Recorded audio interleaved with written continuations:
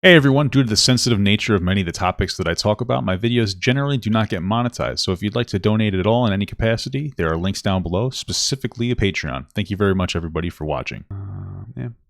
Okay, so apparently Cam Higby and TheConsciousLee, they debated the death of Mikaya Bryant. Now, this situation is rather tragic in general.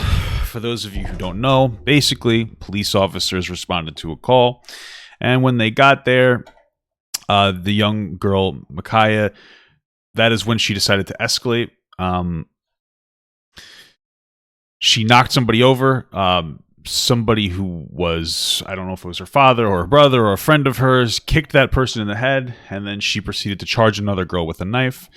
The police pulled a gun out, asked her to stop multiple times. She didn't listen, and they shot her. And it's terrible, of course. Now, in my opinion, it's unfortunately justified. It is the police officer's job to preserve life. At that point, after you call the cops and they get there, you really no longer get to say that you're standing your ground, in my opinion, well, at least from a moral perspective, because you've decided to allow the police to intervene and take over. It was her father. Okay. Apparently it was her father, which actually leads us to another thing. We're sitting here debating on whether we should blame the young girl for the situation or the police, when at the end of the day, it's the parents. You should not have raised your daughter to think it's appropriate to try to lunge at somebody with a knife. It is 100% a parental issue. And if that was actually the father who kicked him in the head, that father probably, you raised your daughter very poorly. It was her father, but she was in foster care. Yeah, well, it's still the parents' fault. This never should have had to happen. Now, a lot of people are saying, well, why not use a taser? Why not use this, that? Unfortunately, I would imagine, based on the distance that they were, I don't know how effective a taser would have been. Overweight people tend to resist tasers rather well. And in fact, let's actually just refer to this video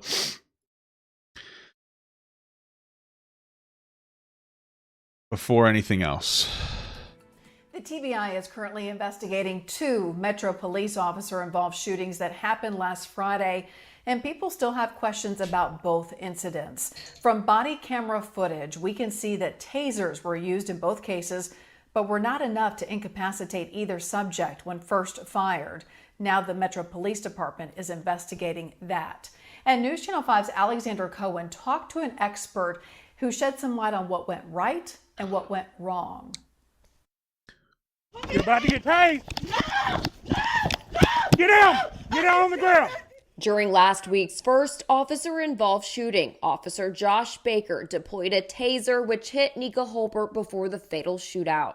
Officer Baker's video, when he deployed the taser, it was audible, the pop, pop, pop, pop. According to retired Metro officer and Agape Tactical founder Ken Alexandro, Officer Baker did what he was trained to do. He says one probe appears to be connected, so he used a touch stun. This closed the circuit, and it worked for 5 seconds. It flexes the muscles 19 times per second. However, it appears from the video it wasn't enough time to handcuff her, and she reached for her gun. According to Ken, there are 4 reasons why a taser doesn't work: a bad connection, bad spread of probes, clothing disconnect, and lack of muscle due to obesity. If someone is not tremendously muscled and they are very thick, you're not getting to any muscle. So you have nothing to incapacitate. In the second Metro officer-involved shooting last week, a taser was deployed when a woman who was having a mental health crisis rushed at an officer with a pickaxe and bat. If all the prongs don't reach the person, that also causes it to not work. According to Metro Police, they will review the taser cases at the academy to determine what happened. Reporting in Nashville, Alexandra Cohen, News Channel 5. So specifically in the first instance, she shot the police officer that tased her. I bring this up because just for the understanding that just because you use a taser and that just because it's available doesn't mean it works. At the end of the day, I don't think it's an unreasonable assumption to make that if the police officer hadn't prevented that other girl from getting stabbed, that he, what did I even I don't think it's an unreasonable assumption to make that if the police officer had failed in stopping that girl from stabbing the other girl, he still would have gotten in trouble. There would be some kind of a social outcry as to, well, why didn't he defend this black person? Why did he shoot this black person? The situation that was created isn't the fault of the officer. And at the end of the day, she shouldn't have tried to stab somebody else with a knife. So it's unfortunate. It's terrible. But yeah, it's just terrible. But let's watch this consciously debate. We're actually going to play it on a bit of increased speed. So consciously and Cam Higby. Yep. And we are live, man. Shout out to everybody tuned in to this debate. Hope y'all ready for a good one.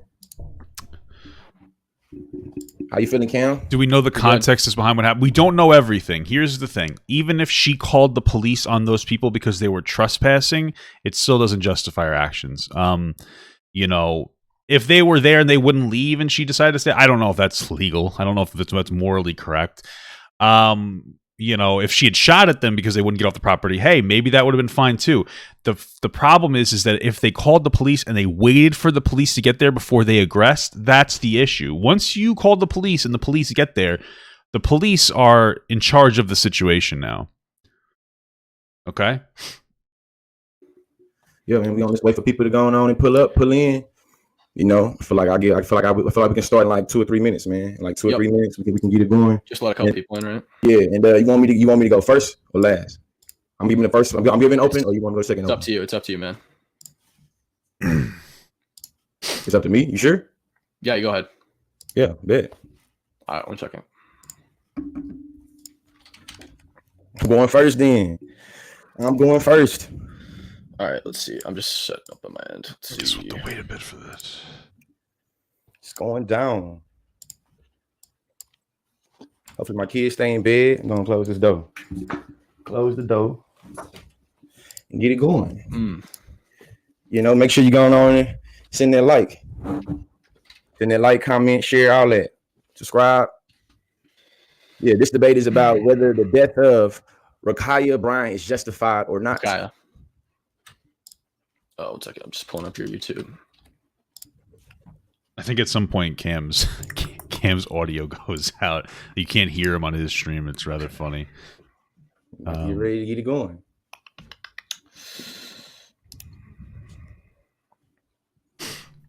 I don't know why. I know I can fast forward to. I'm not entirely Shout out to sure. everybody tuned in.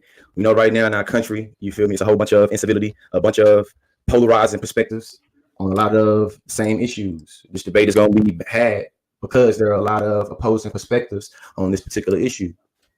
It starts at 3:30. So the reason why I'm having this debate is not to try to convince Cam Higby of anything. This debate is for people that like to engage in dialogue about police brutality or about human relations. And when you find yourself in the debate, if you like an argument that I give or argument that Cam give, feel free to copy and paste that argument and deploy when you find yourself in a conversation.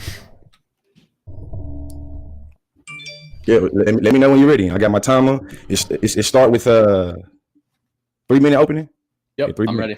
I was going to say, I really hate formal debates. I find them so annoying. Because generally debating, that's why I prefer conversation. Debating is about, it's not about who's right and who's wrong. Debating is about who can communicate their message better, which I understand sounds like the same thing. But like if you have somebody, let's do a totally different scenario. Let's say you had somebody who had so much evidence to suggest that slavery should be legal. It shouldn't. And then the person who is saying that it shouldn't be legal isn't very well prepared. Then you understand where I'm going? It's not about like having a honest conversation. It's about like forcing your perspective, whether it's right or wrong, which I think is kind of shitty. I don't think that debates generally like encourage like actual constructive conversation. That's why I prefer conversations. So, but let's get into this debate. My timer started.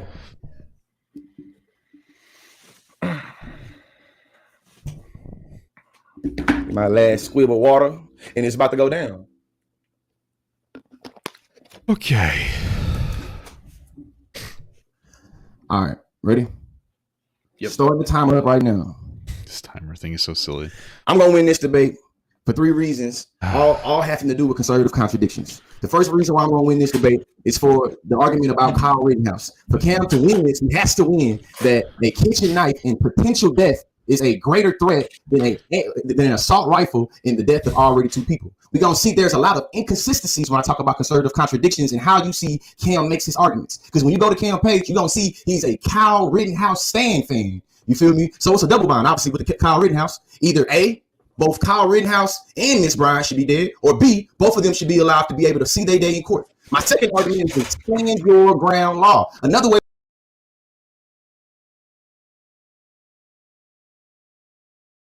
Okay. We're going to be able to see the inconsistencies and the conservative contradictions. You feel me? I'm going to ask Cam Higby. Cam, please be ready to answer this question. Don't answer right now, but be ready to answer this question. Me, T. Nathan, and I Speak show up to your house, and you feel like we ready to do you ill will. You call the police because you feel like we about to do some bodily harm to you. The police shows up and they see you with a kitchen knife lunging at me, and the police shoot you at your residence. Is that shooting and you die? Is that justified? 100%.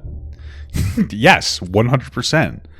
If 3 people show up to somebody's house, right, and I call the police, right, and those people are just standing at the house, and I wait for the cops to get there, and then I take a knife and go to stab them, and the cops shoot me, 100% justifiable shooting.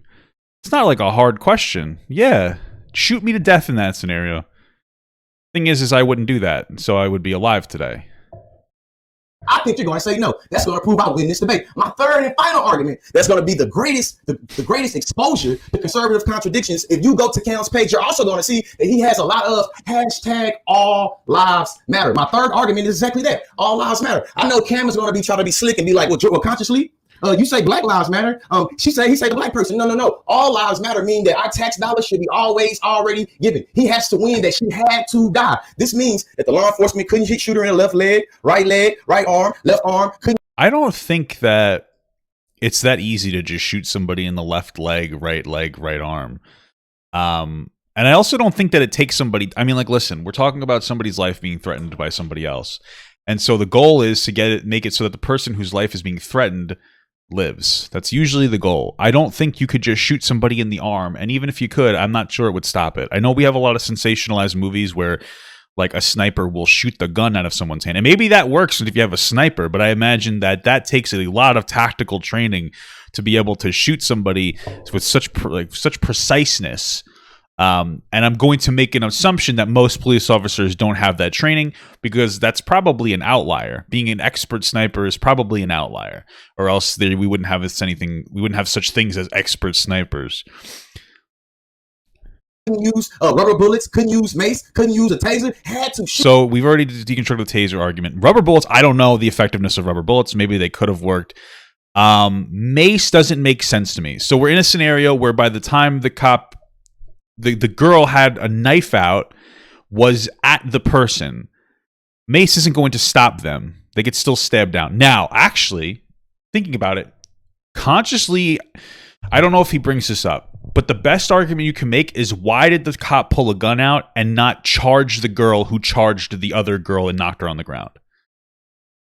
Based on the scenario that was created, where the cop pulled the gun out and he didn't aggress, he just kept saying stop. Maybe, and I'm not sure, I'm not saying that this is what should have happened, but maybe the cop should have tackled the girl to the ground instead of shooting her. Maybe the second that she saw the girl run at the other girl, maybe she should have pulled the taser out and shot her. Maybe that's the argument that could have been made. When we go into this debate, I'm assuming we're going to go at this debate from the perspective of where we were when we got there. But the cop may have been able to orchestrate a better situation if he had acted sooner with a different method. So let's say when we look at the video, I'm sorry that I'm spelling her name so terribly. Oh, I don't know why I'm so stupid.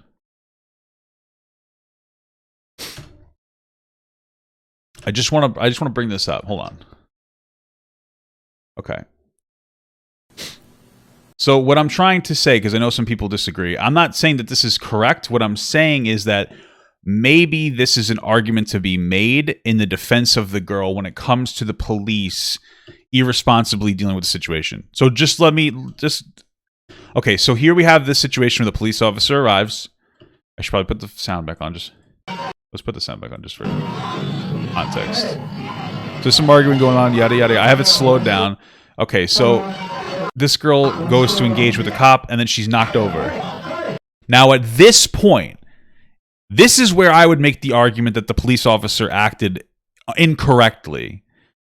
This would be the point where the police officer should have stopped what was going on, right? Because she knocked her down. Now the cop should be like, okay, he knocked her down. I should tackle her to the ground. Or I should pull a taser out and instantly go for it. However, we have to get to this point. That's the point that we have to get to before the cop takes any action. So I would say, and I don't know if ConsciousLee brings this up, his best argument to be made isn't to even engage with this situation that happened. ConsciousLee's best argument is to say, why didn't the police officer act sooner to stop that altercation from happening in the first place? That's your best argument to be made. And you know what? It might be a good argument. That literally just came to me as we were doing this, so I don't know if that's the argument he makes, and I'm not entirely sure if I've worked out that being the best way to go, but that would be the best argument to make, because you could probably make a reasonable argument that the police officer allowed the situation to escalate when he shouldn't have allowed that to happen. Does that make sense? Shoot and kill her. It's my third argument. All lives matter. And then in the big picture, this is a grown-ass man trying to justify the death of a child. Now, usually I'm called the one that's a race baiter. They say ConsciousSlee, I'm the race baiter. Well, yeah, you are a race baiter. You do think that white people are inherently inferior to black people, so yeah. But Mr. Higby here is so invested in. And I will say I don't really know enough about Cam to say if he is or isn't a race baiter, so I'm not going to say that ConsciousLee is necessarily wrong. I mean, takes one to know one. Am I right, guys? That's not to say I haven't had my own history of race baiting, but I like to think that I've moved on from it. Got to learn. Building him a Twitch following that he keeps on trying to sensationalize Black death and using my Black presence in order to try to get him some Twitch following. I think that's going to be the independent reason why he moves this debate along, is because at the end of the day, that's exactly what he's doing. You can't say all lives matter and that Kyle Rittenhouse deserves to be seen as a hero and then say that this Black child deserves to die. Did Cam Higby ever say that Kyle Rittenhouse deserves to be a hero? I don't think anybody said that. You know what I'm saying? So it's three certainly arguments. Not a hero. He has to answer those three arguments. I don't want to see you trying to manipulate my words. I don't want to hear you trying to go back and so people saying that you never go hand to hand with somebody with a knife. At that point, the police officer didn't know she had a knife. When in the scenario that I proposed, where he should have stopped her sooner, he didn't know that she had a knife at that point. All I'm saying is, let's say he pulled a taser out immediately instead of pulling his pistol out. He pulled a taser out and immediately shocked her. That actually may have been effective, because maybe it wouldn't have stopped her, but she wouldn't have had the ability or the ability to go after the other girl and stab her, I would imagine. Could be wrong. I'm just saying. I'm trying to recraft you guys, and I'm not trying to I'm trying to prescribe this scenario differently from the scenario that actually happened. The structure, what I said, is three simple arguments. First argument, Kyle Rittenhouse argument. Please have something to say to that. My second argument is the stand your ground argument. Does she scream, I'm going to stab you, bitch? Well, no. Third argument, all lives matter. Start timer. All right. So my opening statement is, yeah, she may have dropped the knife if she was tased earlier. I'm saying 5 seconds earlier. If the police officer pulled the taser out and blasted her immediately with that instead of waiting until it got to the point where he had to use lethal force, that's what I'm talking about. To a debate about Mikaya Bryant, correct? So we're going to be talking about Mikaya Bryant. Kyle Rittenhouse is irrelevant. That's a straw man. You're building a straw man up and attacking me with it, or you're attacking the straw man, not my argument. I don't have any videos up about Kyle Rittenhouse. You specifically said that I did, which I don't. I have also never, ever, not even a single time on any account, ever used the hashtag All Lives Matter, even though you claimed that I did. I would love to see you pull up a single video where I did such a thing. The next thing, and I'm not even really going to have an opening statement here. You brought up the shoot the officer or shoot the assailant in the leg, right? We didn't watch the body cam footage. We should have. We can do this after opening statements. We can watch the body camera footage, I guess, because we did agree to do that. Okay, so you said shoot to kill, or wound. According to the Office of Justice programs, officers are not supposed to shoot to wound. Officers are not supposed to shoot to wound, because if you shoot to wound, you're shooting for arms and legs. They conducted a study where out of 3,000 police shootings, where officers claimed that they were, or not, it wasn't 3,000 shootings. I can't remember how many shootings it was. I'll pull up the study in a second and I'll send you a link. Okay, 1 second. My stream's muted apparently. Anyway, well, I'll figure it out later. Anyway, so where was I? Shooting to wound. You don't shoot. I'm gonna say, like, I probably am gonna disagree with ConsciousLee from this point on, but like, it doesn't help. ConsciousLee is good at debating. Doesn't mean he's good at being right, but it means he's good at debating. So, based on if you look at this, I don't know, the confidence that Cam is speaking with. You know, he just has to learn to be a little bit more confident, is what I'm saying. Shoot to wound, because arms and legs are the most they're the quickest parts of your body. If you shoot at those areas, you're more likely to miss. Your bullets are more likely to hit other people. That's fair. Not only that, officers who have shot to wound or claim that they shot to wound ended up hitting in the neck, in the neck area or the head, because they shot for like the shoulder or the arm. Very, very close, fastest moving. Tasers, not effective. He was around 10 feet away from Mikaya. The effective range of a taser is 10 feet. Not only that, studies show that tasers are ineffective 40% of the time. The LA Police Department actually reported that between 2014 and 2018, tasers were ineffective 56 or anywhere from 53 to 64% of the time to subdue an assailant. But I really think that we should watch this body camera footage before. Just so you guys know, it's on like 25% increased speed. But this debate, let me be clear. Are you timing me? Yep.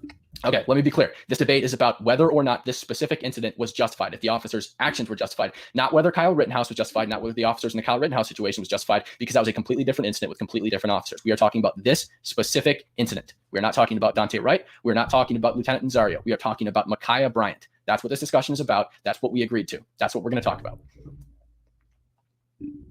And also, you brought up the Kyle Rittenhouse and the All Lives Matter thing. That's an attempt to taint the well. That's a logical fallacy. You're attempting to portray me as a bad person in order to invalidate the rest of my arguments. It doesn't work. It's a logical fallacy. I think Cam would have been better off There's time. Not using his whole time. And you said we got 2 minutes for the rebuttal. Yep, go ahead. 2 minutes for a rebuttal. Yeah, 2 minutes for a rebuttal. Go ahead. Started my timer. So when you say straw man fallacy, I find that funny because straw man can only be referred to if I'm referring to your argument. I spoke first. I'm the affirmative in this debate. So you saying no link, it show you already the conservative contradictions. I literally said the consistencies of the law. So in this instance, that's a part of logic that you're giving to Mikaya Bryant. I'm just gonna be honest with you. I fucking hate debate lingo. It's just so annoying. We're talking about dishonest coverage.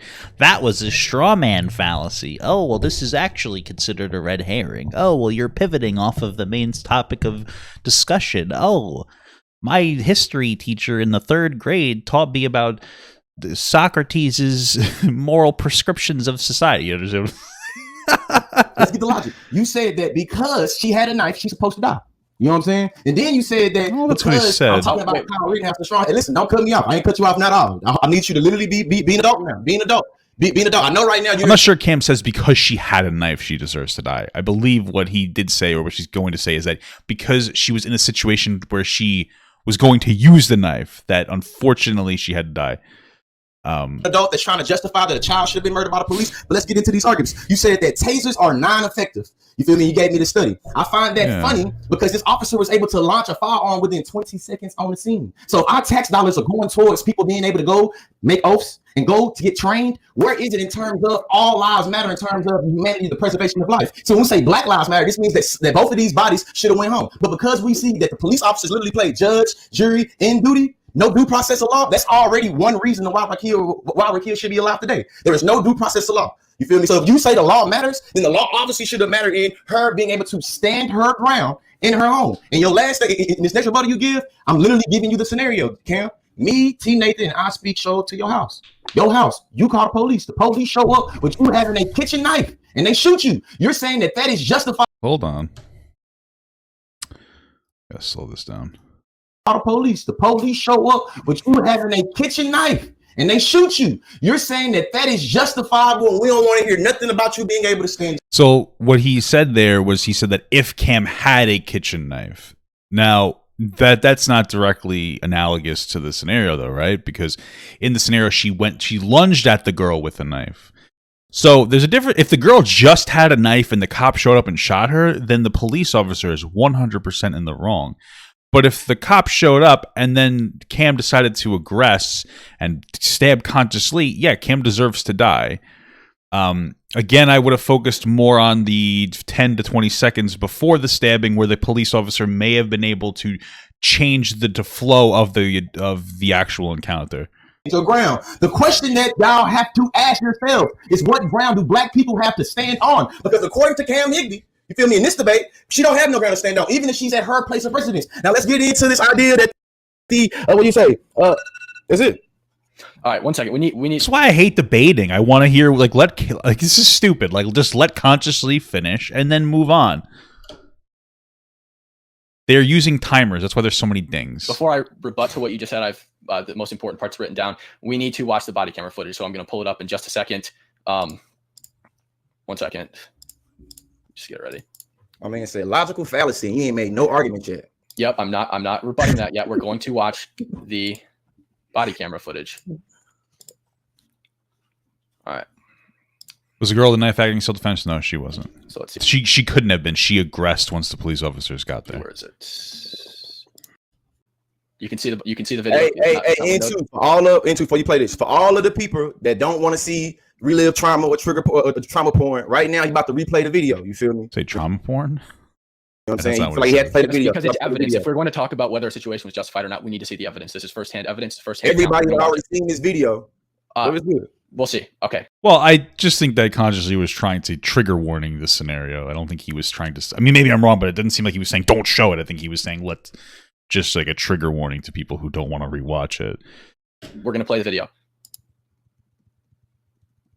I might actually cut this part out of my video only because, you know, if it's too graphic.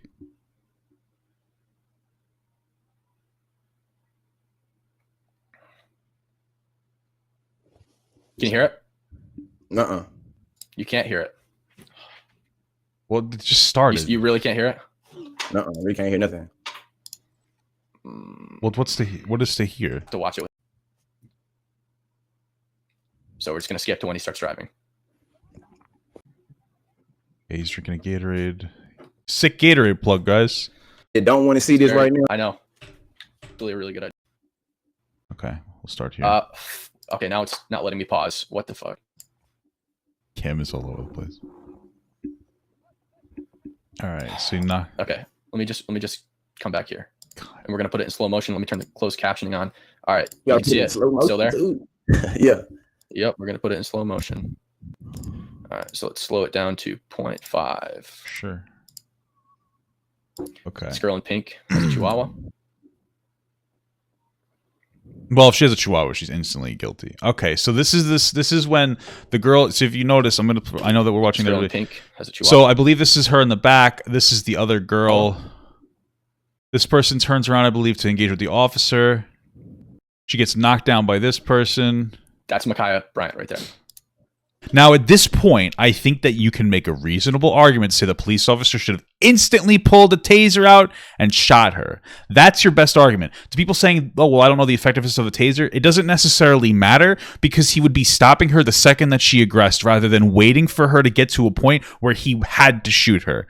That actually is probably my argument moving forward. I have to sit on it for a while, but like that would be my argument moving forward. Is the police officer waited too long to intervene? To intervene. She pushes this girl to the ground.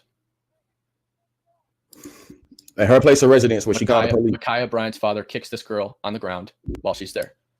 Right. Which does show like the shitty father. The father is shitty. You know, like honestly, like I think that this is definitely a parental problem. I don't think anybody would teach their kid that it's okay to have a knife, but clearly this father thinks that it was okay. He's engaging in the physical altercation. Did you see just there at the frame? Just so we can all see it, I'll pause right on the frame. Did everybody just see that knife? She might have been in a foster care, Yep, but he's still a scumbag. Everybody seen the knife. Okay. So, and then I'm going to pause on the exact frame that the first shot was fired. Shot 4 shots. That's the first shot. Here, let me just, that was a little. I mean, in his defense, the Chihuahua is a weapon. Am I right, guys? Wait, just 1 second. Yeah, sorry. Sorry, I know this is a dark topic for me to make a joke. And you saying right now, no taser could be pulled? I'll talk about it after. That's the problem. I think that's the problem. At that point, no, I don't think a taser could be pulled. That's the point. I think this is the problem. Is like I think that the consciously probably would have had a better argument if he said, "Well, why didn't the police officer intervene the second that other girl was knocked down?" This. Okay. All right. That's the exact moment the first audio is heard from the gunshot. This girl in the pink is pinned up against the car. Mikaya has her arm raised with a knife in hand, about to stab this girl. Okay. Now we can, I guess, this is where Mikaya gets shot. We can just speed it up from here so we can make out what everybody's saying and all that. And her back well, I guess you're not gonna be able to anyway. But her back is turned, and the police officer is within 20 feet that he showed a study of and saying that they're ineffective unless tasers are used within 20 feet. No, I said 10 feet. 10 feet. He within 10 feet. Yeah, that officer's probably about 10 feet away. And that officer looks more than 10 feet away. That doesn't really matter. And I remember the study that he read said that tasers are ineffective to 20 feet. That's what I got written down. I said 10. You can go back. He said 10. I can rewind. Anybody who's watching, I said 10. So you are acknowledging that he was within. No, I said he was about 10 feet away, which is where the tasers start being more ineffective. Well, what Cam actually said was that tasers aren't effective after like 10 feet, and he was 10 feet away. So by Cam's representation of the logic, he would be generally incorrect, like based on his interpretation of it. You know what I mean? He's like, he was 10 feet away, and the taser's only effective at 10 feet. Well, by that logic, he could have used taser. I disagree that he could have, though. Not only that, tasers are ineffective on coats, which she was wearing a coat, on belts, and on jeans. The barb. Yeah, like fat and clothing can get in the way of the taser. Don't pierce those types of clothes as well. And I don't think that Cam proved himself wrong. Consciously is just good at debating. Like consciously heard him say 10 feet. He said 20 feet to try to slip Cam up. That's what consciously will generally do. It's not that Cam is wrong. I think he's correct, but he's bad at debating. Tasers studies show the study from the American Public Media shows that tasers. But I also think that was more than 10 feet. Tasers are ineffective in subduing an assailant 40% of the time.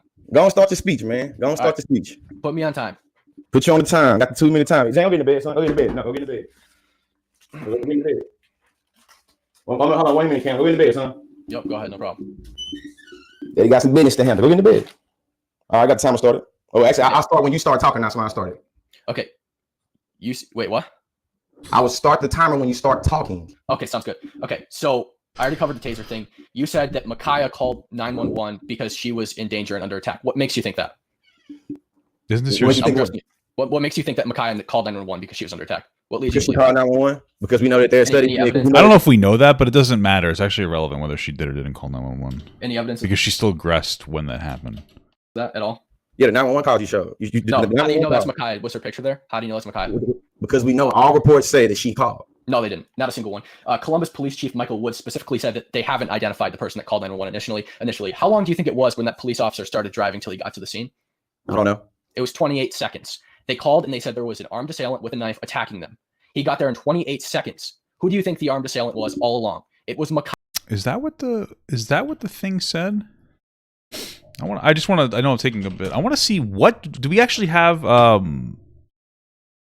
do we have the call? Okay. Now, do you think even if it was 911, where is your emergency? Is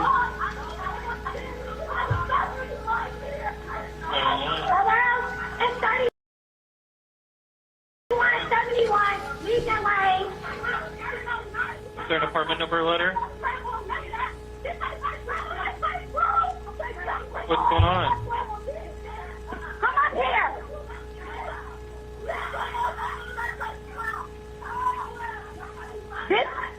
Ma'am, you need to talk to me. It's 3171. We got these grown girls over here trying to fight us, trying to stab us, trying to put our hands on our grandma. Get here now! Officers attempted life-saving measures almost immediately after the shot. Now. Yeah, that doesn't prove who did or didn't call. They may have all had knives, for all we know. It wasn't Mikaya. If we had objective proof that it wasn't, they're just like I don't know if this actually happened, but it's a reasonable assumption that literally everybody had a knife. I don't know yet. I don't think that proves who did or didn't call. Mikaya, don't you think that it's reasonable for the officer to believe that she is From an officer's perspective, though, thinking that, like, okay, the person with the knife is the aggressor, like, yeah, that's The reasonable. intruder, considering she just attacked one girl with a knife, pushed her to the ground as her father curb stomped the other girl, and then she pinned another girl who I would had no not have deadly used weapon in her hand, that's except a chihuahua. Certainly wasn't a curb stomp. I don't think this was intentional from Cam, but I would be careful with curb stomp, because curb stomp, I know that a lot of guys probably don't think this, but curb stomping is generally like a racially loaded form of assault. And pinned her up against a car and attempted to murder her. Okay, next. What else did you say? Stand your ground. This is not fit Ohio stand your ground law at all. First of all, she wasn't on her property; she was on the sidewalk. Second of all, you can only let's see what I have a criteria for Ohio stand your ground law. 1 second. I'm just looking for it. Okay, Ohio stand your ground law. There it is. Okay, so in order for you to fall within Ohio stand your ground law, you need the person you are attacking, that you're defending yourself from, needs to be the aggressor. The person needs to believe that they are in imminent danger of death or grave bodily harm. Do you think that the person holding a chihuahua on the sidewalk attempting to speak to the police was posing grave bodily harm to Mikaya? Do you think that? Yeah. No, she had a chihuahua in her hand. No, that's why she called the police. It was a yes or no question. She didn't call the police. That's not confirmed. You're making it up. Well, no, but if she did call the police, that would be her form of retaliation, was using the police instead of, like, you know. I wonder what people think is like that's so interesting. I just don't understand that, because by that logic, somebody's presence is considered like a threat to their life. I really just don't buy that. I don't. If somebody came onto my lawn and like wouldn't leave right now, I don't think that I have the right to shoot them dead. Now, if they try to break into my house, I think I can shoot them dead. But if they're just standing on my lawn and won't leave, I'd call the police to have them detained and get them off of my property. But I don't think that just standing somewhere is enough to warrant somebody being stabbed to death. That is your time. That is your time. That is your time. I was the aggressor the entire time. So now get this 8 minutes of free time. Yep. Go ahead. Hey! Before I start my timer, 8 minutes. Have that same energy when I'm asking you questions. So when I start this time and I start asking you questions, don't start going off the rails. As long as they're yes or no questions. As long as you can, I'm letting you know. I ain't gonna ask you all yes or no questions. I'm just letting you know. I'm gonna start this timer though. Are they going to be? Are you saying they're going to be all yes or no, or they're not going to be all yes or no? Why didn't it be yes or no? All yes or no questions. Okay, so I'm gonna have to. It's how we're making it clear though. I'm gonna give you the same respect when you're in your 8 minutes. When I cut you off, that's my time. I'm asking my next question. Yep, of course. Okay. That's kind of like a shitty setup, because what he seems like he's saying is like, I'm going to try to get you to say a thing, and then I'm going to cut off the context of you, like any context you give. The first question: does the law matter in this debate? Does the law matter in this debate, Cam? Yeah.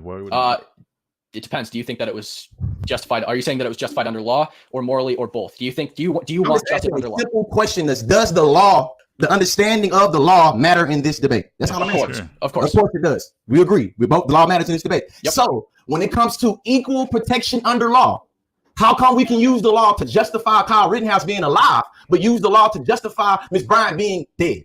Is that a question? That is the question. Okay, first of all, again. So, like, I would generally say that, like, Kyle Rittenhouse, after, you know, he committed the acts that he committed, submitted himself to the police. Whereas this girl didn't submit herself to the police. She decided to aggress when the police got there. So it's like a very, very, very different situation. Generally speaking, it's the police officer's job to take somebody in so that they could face a court of law, not to kill somebody. Like I said, the best argument of negligence is that the police officer didn't act fast enough to defuse the situation as soon as he could have. But given the situation that we were put in, I don't think that the officer acted incorrectly. It's generally their job to preserve life, and you're usually going to preserve the life of the person who is not aggressing or not threatening the life of another person. Kyle Rittenhouse is irrelevant to this conversation. This is about a single incident. And not only that, Kyle Rittenhouse... I'm going to cut you off. I'm going to cut you off respectfully and now run this back, because I don't think you understand how cross-sex works. First question I asked you, does the law matter in this debate? You said yes. Then I asked you about equal protection under law. And now you're saying that what happened in the legal terms in that instance doesn't matter. Are you aware that Kyle Rittenhouse was in a different state? That's understandable. Is equal protection under law, is that a federal law or no? I mean, these laws would be pertinent to state laws. Was that a question you're asking? My question Wisconsin is equal protection under law. Is equal protection under law? Is it a federal law? Is Ohio under the jurisdiction of federal law? It depends on what the crime is. Now it depends on what the law is. What are you talking about? That's a reasonable answer from Cam. Yeah, like every state has different laws. So let me ask you another question. Why don't you see the similarities in a knife being held and potential death being more violent than a assault rifle and people being dead? He sounded like an assault rifle there. These are not the same situations. When the police encountered Kyle Rittenhouse, he was not aiming the weapon at anyone. He had been chased down and he shot people that were attacking him. In this situation, we're not talking about Kyle Rittenhouse. He shot people that were attacking him. He did. Does the 16-year-old black woman, does the 16-year-old black child in this instance, does she get the ability to defend herself? Yes. So here's the problem, right? Legally, what Kyle Rittenhouse did was like wrong. I don't really care about the legalities of it necessarily, but from a moral perspective, based on the situation that Kyle Rittenhouse was in, he did his best to disengage from the situation before shooting. If you actually watch through the footage, he disengages as much as possible and only shoots when his life is in absolute immediate danger. When it comes to the Mikaya Bryant situation, that's not what happens. She's not in immediate danger. She's not in immediately threat of bodily harm. She's the aggressor once the police officers get there. So it's a very, very, very different situation. Yes or no? If she's being attacked, but she was the aggressor. So asking you the question again. Because I think that how you answer this question is going to me already give the people who won and who won lost this debate. Me, T. Nathan, and I Speak 1906 show up to your house, Cam Higby, and you think that we trying to do you ill will. You call the police. Like these black people trying to kill me. The police shows up, you have a kitchen knife, and you trying to stab me. They shoot and kill you. Is the shooting and the killing of you justified? 100%. Yeah. Yeah, yes, 100% justifiable. Yes, if 3 people show up to your doorstep and they won't leave, and you call the cops and you wait for the police officers to get there before you tried to kill one of them, you are at fault. All right, just so we know, and this was the foundation of like a lot of arguments, a lot of things that happens, a lot of bad interactions with police officers and Black Americans, is that you being guilty of a crime doesn't mean that the punishment of that crime is death. You trespassing on my property, literally just standing there, which is the scenario you gave me, that's certainly illegal, but do you deserve to die? No. So if the police officer gets there and he's now in control of the situation and you decide to kill somebody for being on your property, yes, you deserve to be shot. Why would you call the police in the first place if you didn't intend to use the police as your means of de-escalating the situation? It's very bizarre. Yes or no? If you were not actively attacking me and I was actively attacking you, I was the aggressor, and the police showed up in response to a call that somebody said that they were being attacked with a knife. They arrived and saw somebody attacking another person with a knife. Yes, under Columbus Police Code, they have the right to shoot you. Absolutely. So now let's get to this Ohio State stand your ground law. You said that the Ohio State stand your ground law only is present if you're on your property, and this doesn't count because she was on the sidewalk. Is that what you said? She was on the sidewalk, but that's not the part. She was the aggressor. You can't be the aggressor if you're just walk away from the conversation. What is he doing? Falling under Ohio State law. So let me ask you this question: how was she on the sidewalk when you made a point to talk about how Mikaya had her pinned on the car? It's Mikaya. I got a little cousin named Mikaya, and when I think of her, I see her because they're the same age. My bad, I keep on saying that. Shout out to me. I'm gonna say Miss Bryant. So how is Miss Bryant on public property, the sidewalk, but you pointed out that she had another woman with a car? I don't care if she was on her own property or not. The fact well, I mean, it's a reasonable argument. We'd have to look back at the footage again, but a lot of times sidewalks cut through people's driveways. I don't know if anybody's ever seen a sidewalk before, but usually what it is it's usually grass, sidewalk, property. And then people's driveways, of course, are going to cut through all the grass, right? So like you're not backing over the grass and over another sidewalk. There's usually like a divot so that your car can like ramp in and out. So that would be, so since they were at the end of the driveway and there was a sidewalk there, like, yeah, they could have been on like the sidewalk property in their driveway. Now, I don't know legally if the driveway is still 100% owned by them. By that logic, ConsciousLee is right. They're actually still on their property because I would imagine this is actually the case. The driveway is probably 100% the person's. So, like, I know I'm getting like all complicated in this, but this is generally how like sidewalks work. So, let's have some fun and let's paint. So, let's say that like this is your grass. This is like the publicly owned grass. This is the sidewalk, right? So right here is the sidewalk. I know this is a terrible drawing. And then this is the driveway, right? The driveway is generally going to cut through this. So it's going to look more like here's your driveway. Here's the grass. Like, well, here's the sidewalk right here. This is their property that they own. And then this is the sidewalk, which would be public property. So they own this. This is the public property here of the sidewalk. And then this is like the grass on the other side of it, whatever. But I would imagine you own the whole driveway that cuts through the sidewalk. Maybe I'm wrong, but this is like that's like a whole more complicated conversation. Hey, hold on. I knew you was gonna do this too. I asked the first question: does the law matter in this debate? You said sure, and then you read to me. If the sidewalk goes into public property, it's still okay. I don't know. The Ohio stand your ground law, and you said that it doesn't account in this process because she was on the sidewalk. You now have to you're know saying that's doesn't not what matter. I said because she was on the sidewalk. She was the aggressor, and her life was not in imminent danger. You have to fall under all three of those criteria in order to be covered by Ohio stand your ground law. So why did you just say that you're not concerned if she was on the sidewalk or not? Because it doesn't matter, because the other two parts of the criteria she already doesn't fall under. She was the aggressor. Her life was not in imminent danger. Therefore, just those two things alone mean that she can't possibly be protected by Ohio stand your ground law. Do you understand that? You have to be under all three of these criteria. So in asking this question, does the law matter? Does Mikaya? So this is the scenario, right? So this is where the car's parked right here. This is where the car is parked, and then she charges the girl here. So if we're going to get all like legally logistics, we would have to see like this is their driveway, and then this is the sidewalk, and then here's like the publicly owned grass. So we'd have to determine like, is this their property or not to make this argument? I would assume it is their property though, because like it's their driveway. I don't really know about the logistics. That's like a whole due process. That's a whole other conversation. They can try to charge the officer with due process. Mikaya deserve due process. I think so, sure. Yeah. From what I'm familiar with, you get due process when you're being arrested, not when you're actively attempting to murder somebody. So now we know for a fact you can say that you understand Miss Bryant's intent was to stab. That's a bad argument. Miss Bryant's she was attempting to murder somebody. That's my whole thing. If she is not alive today to say what her intent was doing, how do you know what her intent was? That's a bad argument. So Lee's argument right now is like, well, she had a knife and she was like, so the knife was like 6 inches away from the girl's head. But technically, we don't know if she wanted to stab her. Maybe she was just goofing around, I guess is his argument. I would ask like a similar situation. If somebody has a gun to your head, would I assume that that person is going to shoot me? Or am I just kind of assuming that they're just playing around? It doesn't really matter. It's a reasonable assumption to make that that person's going to stab. Yeah, like we really don't need to go beyond that point. Like honestly, it's a very dishonest argument to be made, and it's an incredible gaslight attempt. Like, yeah, anybody with like a sane perspective would assume that somebody with a knife in their hand that's over somebody else is going to try to kill them.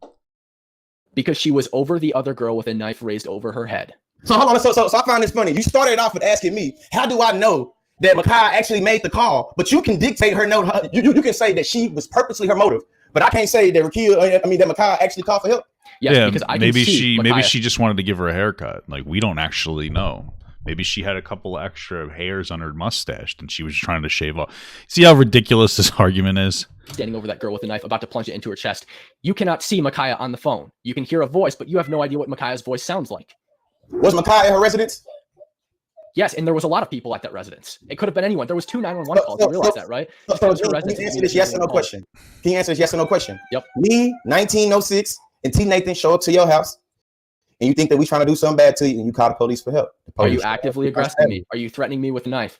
You call the police. You think that this is the third time that he's asked this question, and like every single time, yes, it's justifiable for the police to shoot Cam. I don't understand. Like, there's no logical inconsistency here. Do something to you. Like, it's just like, this is the literal definition of like insanity. He's just continuously asking the same question, like hoping he'll get a different answer. Yeah, if you're not doing something to me, when I ask you the question, does the law matter? And then I talk about stand your ground law, and you say that it matters. It does absolutely matter. So what ground does she have to stand on? If you acknowledge that she's in her residence, what ground does she have to stand on? It doesn't.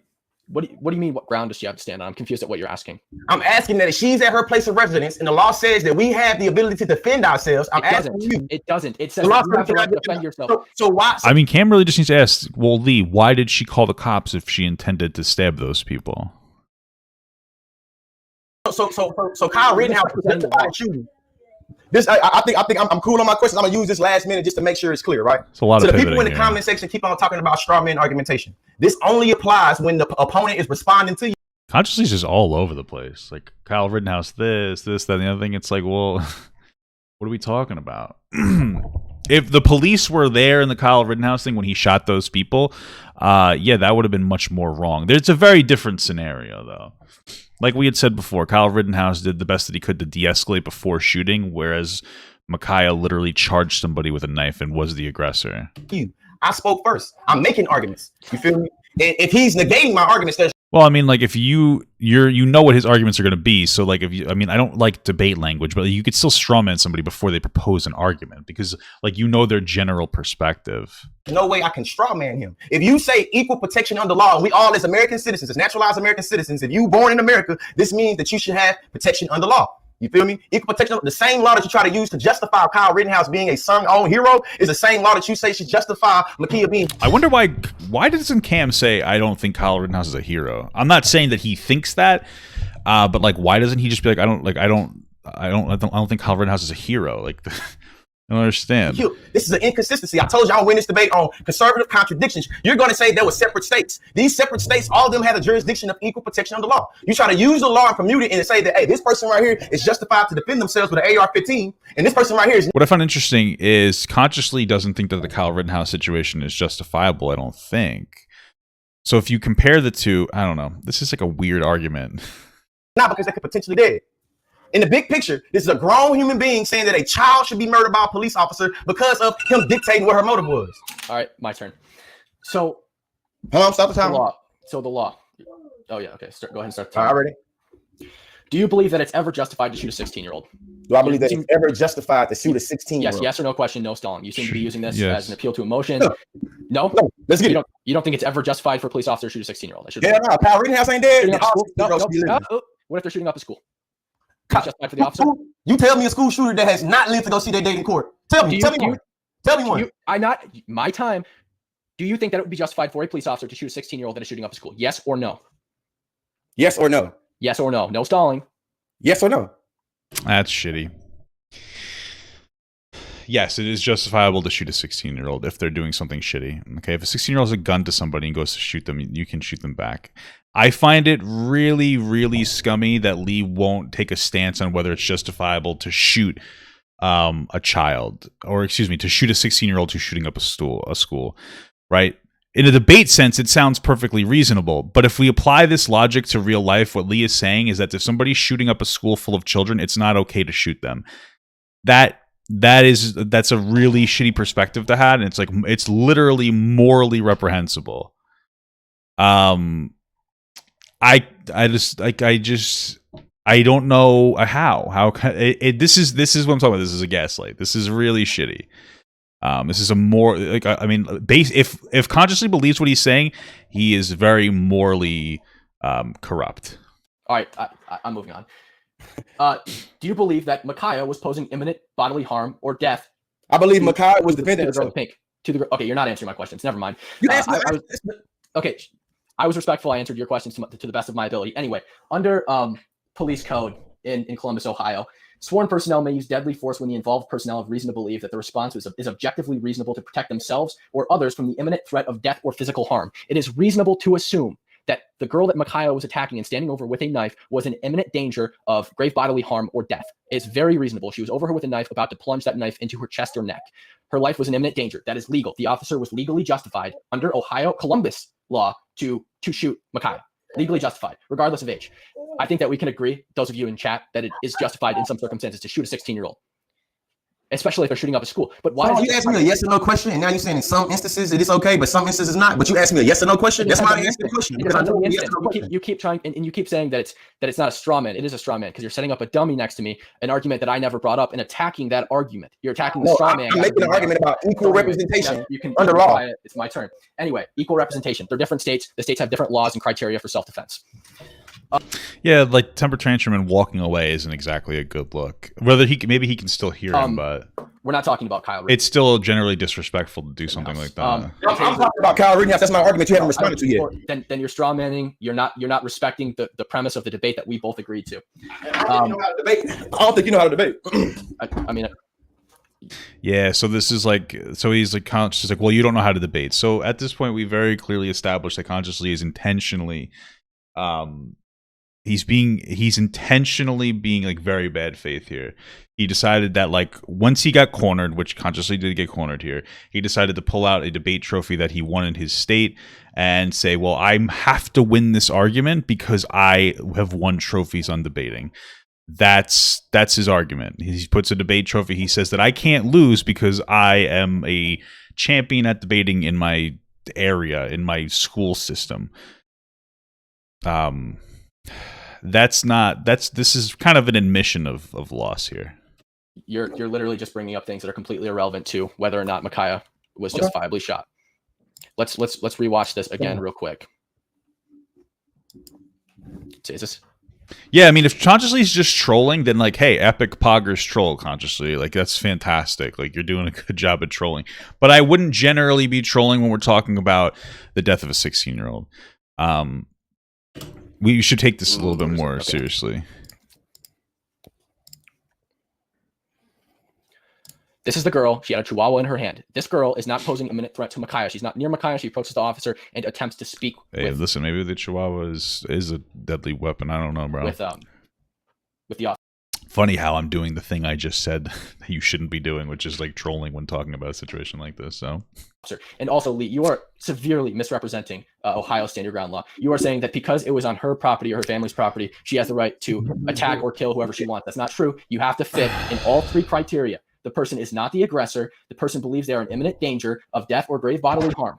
And the person is on. This is where I'd ask, like, is this considered public property? This driveway? It's kind of irrelevant to me on my argument, but I just wonder, like, what is this considered public property at this point? Because it's like they very clearly, or maybe that is, I don't know. In a place where they're legally allowed to be. Those are the three criteria. You have to match all three of them, not just one of them. She doesn't match two of them and debatably three of them. So no, she does not fall under Ohio stand your ground law. According to an NBC affiliate, the stand your ground law says that you have to have first started the situation. You have to have first not started the situation. From this situation, from what the officer can observe, because this is really about his standpoint. He's responding to a 911 call where somebody who's actively attacking another person with a knife. He responds. He's immediately going to think that Mikaya is that person with the knife. You have to have first not started the situation and not escalated the situation. She certainly escalated the situation when she attacked this young lady here who was not doing anything to her in this moment. And then she tried to kill this young lady who was not doing anything to her. So she certainly escalated the situation. And secondly, you have to be in immediate fear of death or serious bodily harm. Yeah. And there was no other option except for deadly force if you wanted to survive that situation. Do we think that this woman here with a chihuahua and a pink jumpsuit was imposing some kind of grave bodily harm to Mikaya? Lee, do you think that, would you consider a chihuahua to be a deadly weapon? Just yes or no? Yeah, it can be.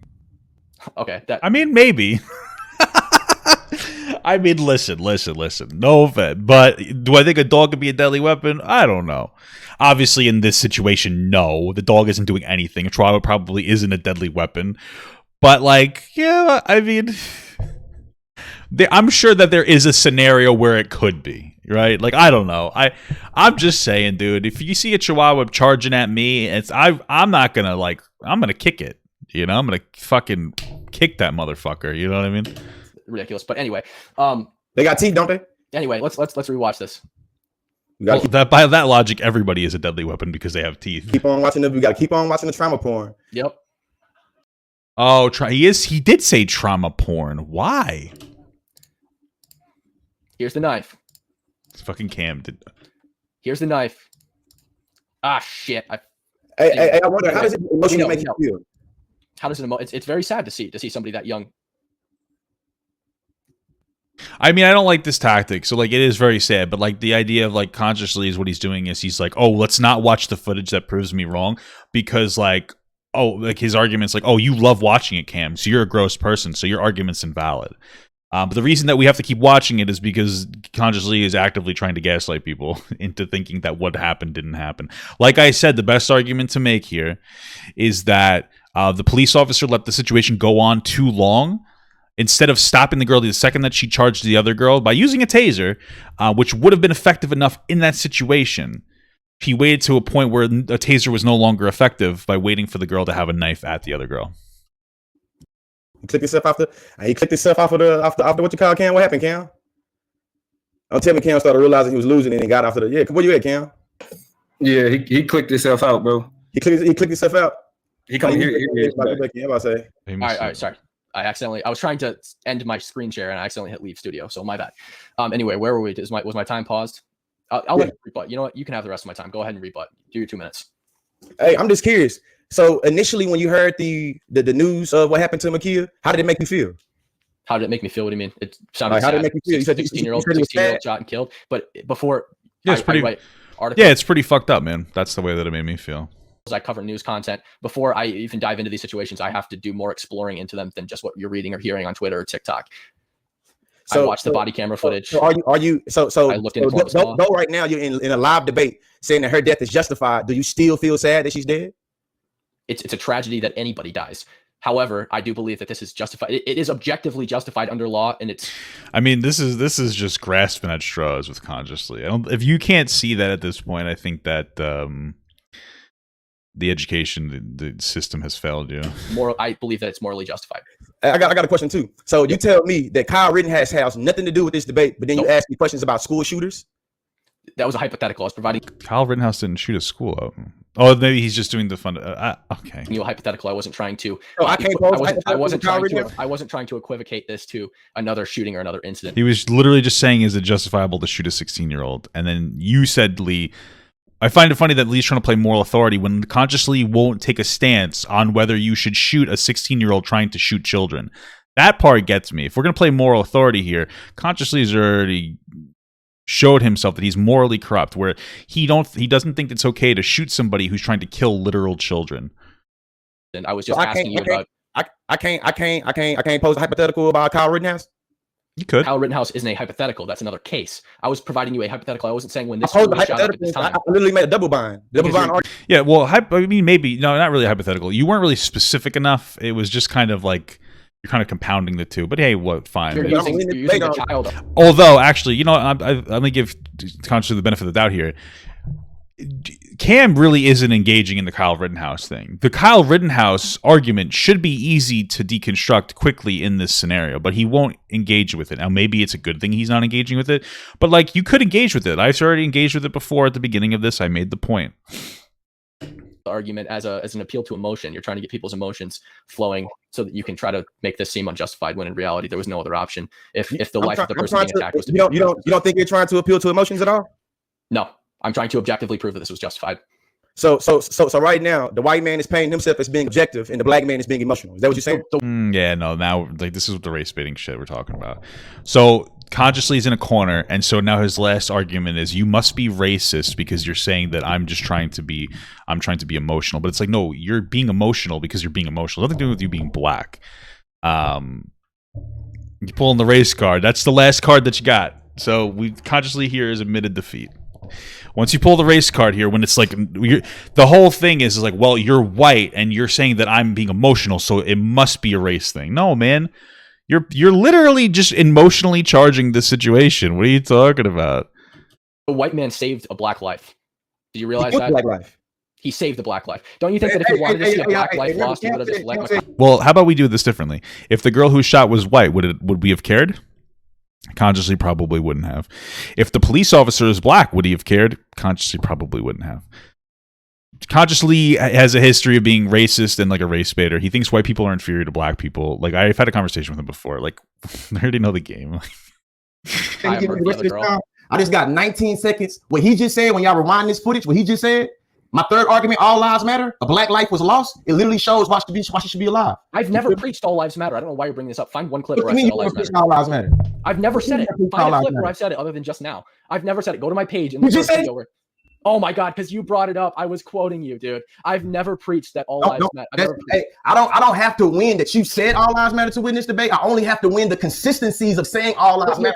You're trying to place that argument. What? ConsciousLee is saying that he said all lives matter, and then ConsciousLee just said he doesn't have to prove that he actually said it. He just has to prove that he has consistencies with it. What are you talking about? On me as if I've said it, but I haven't.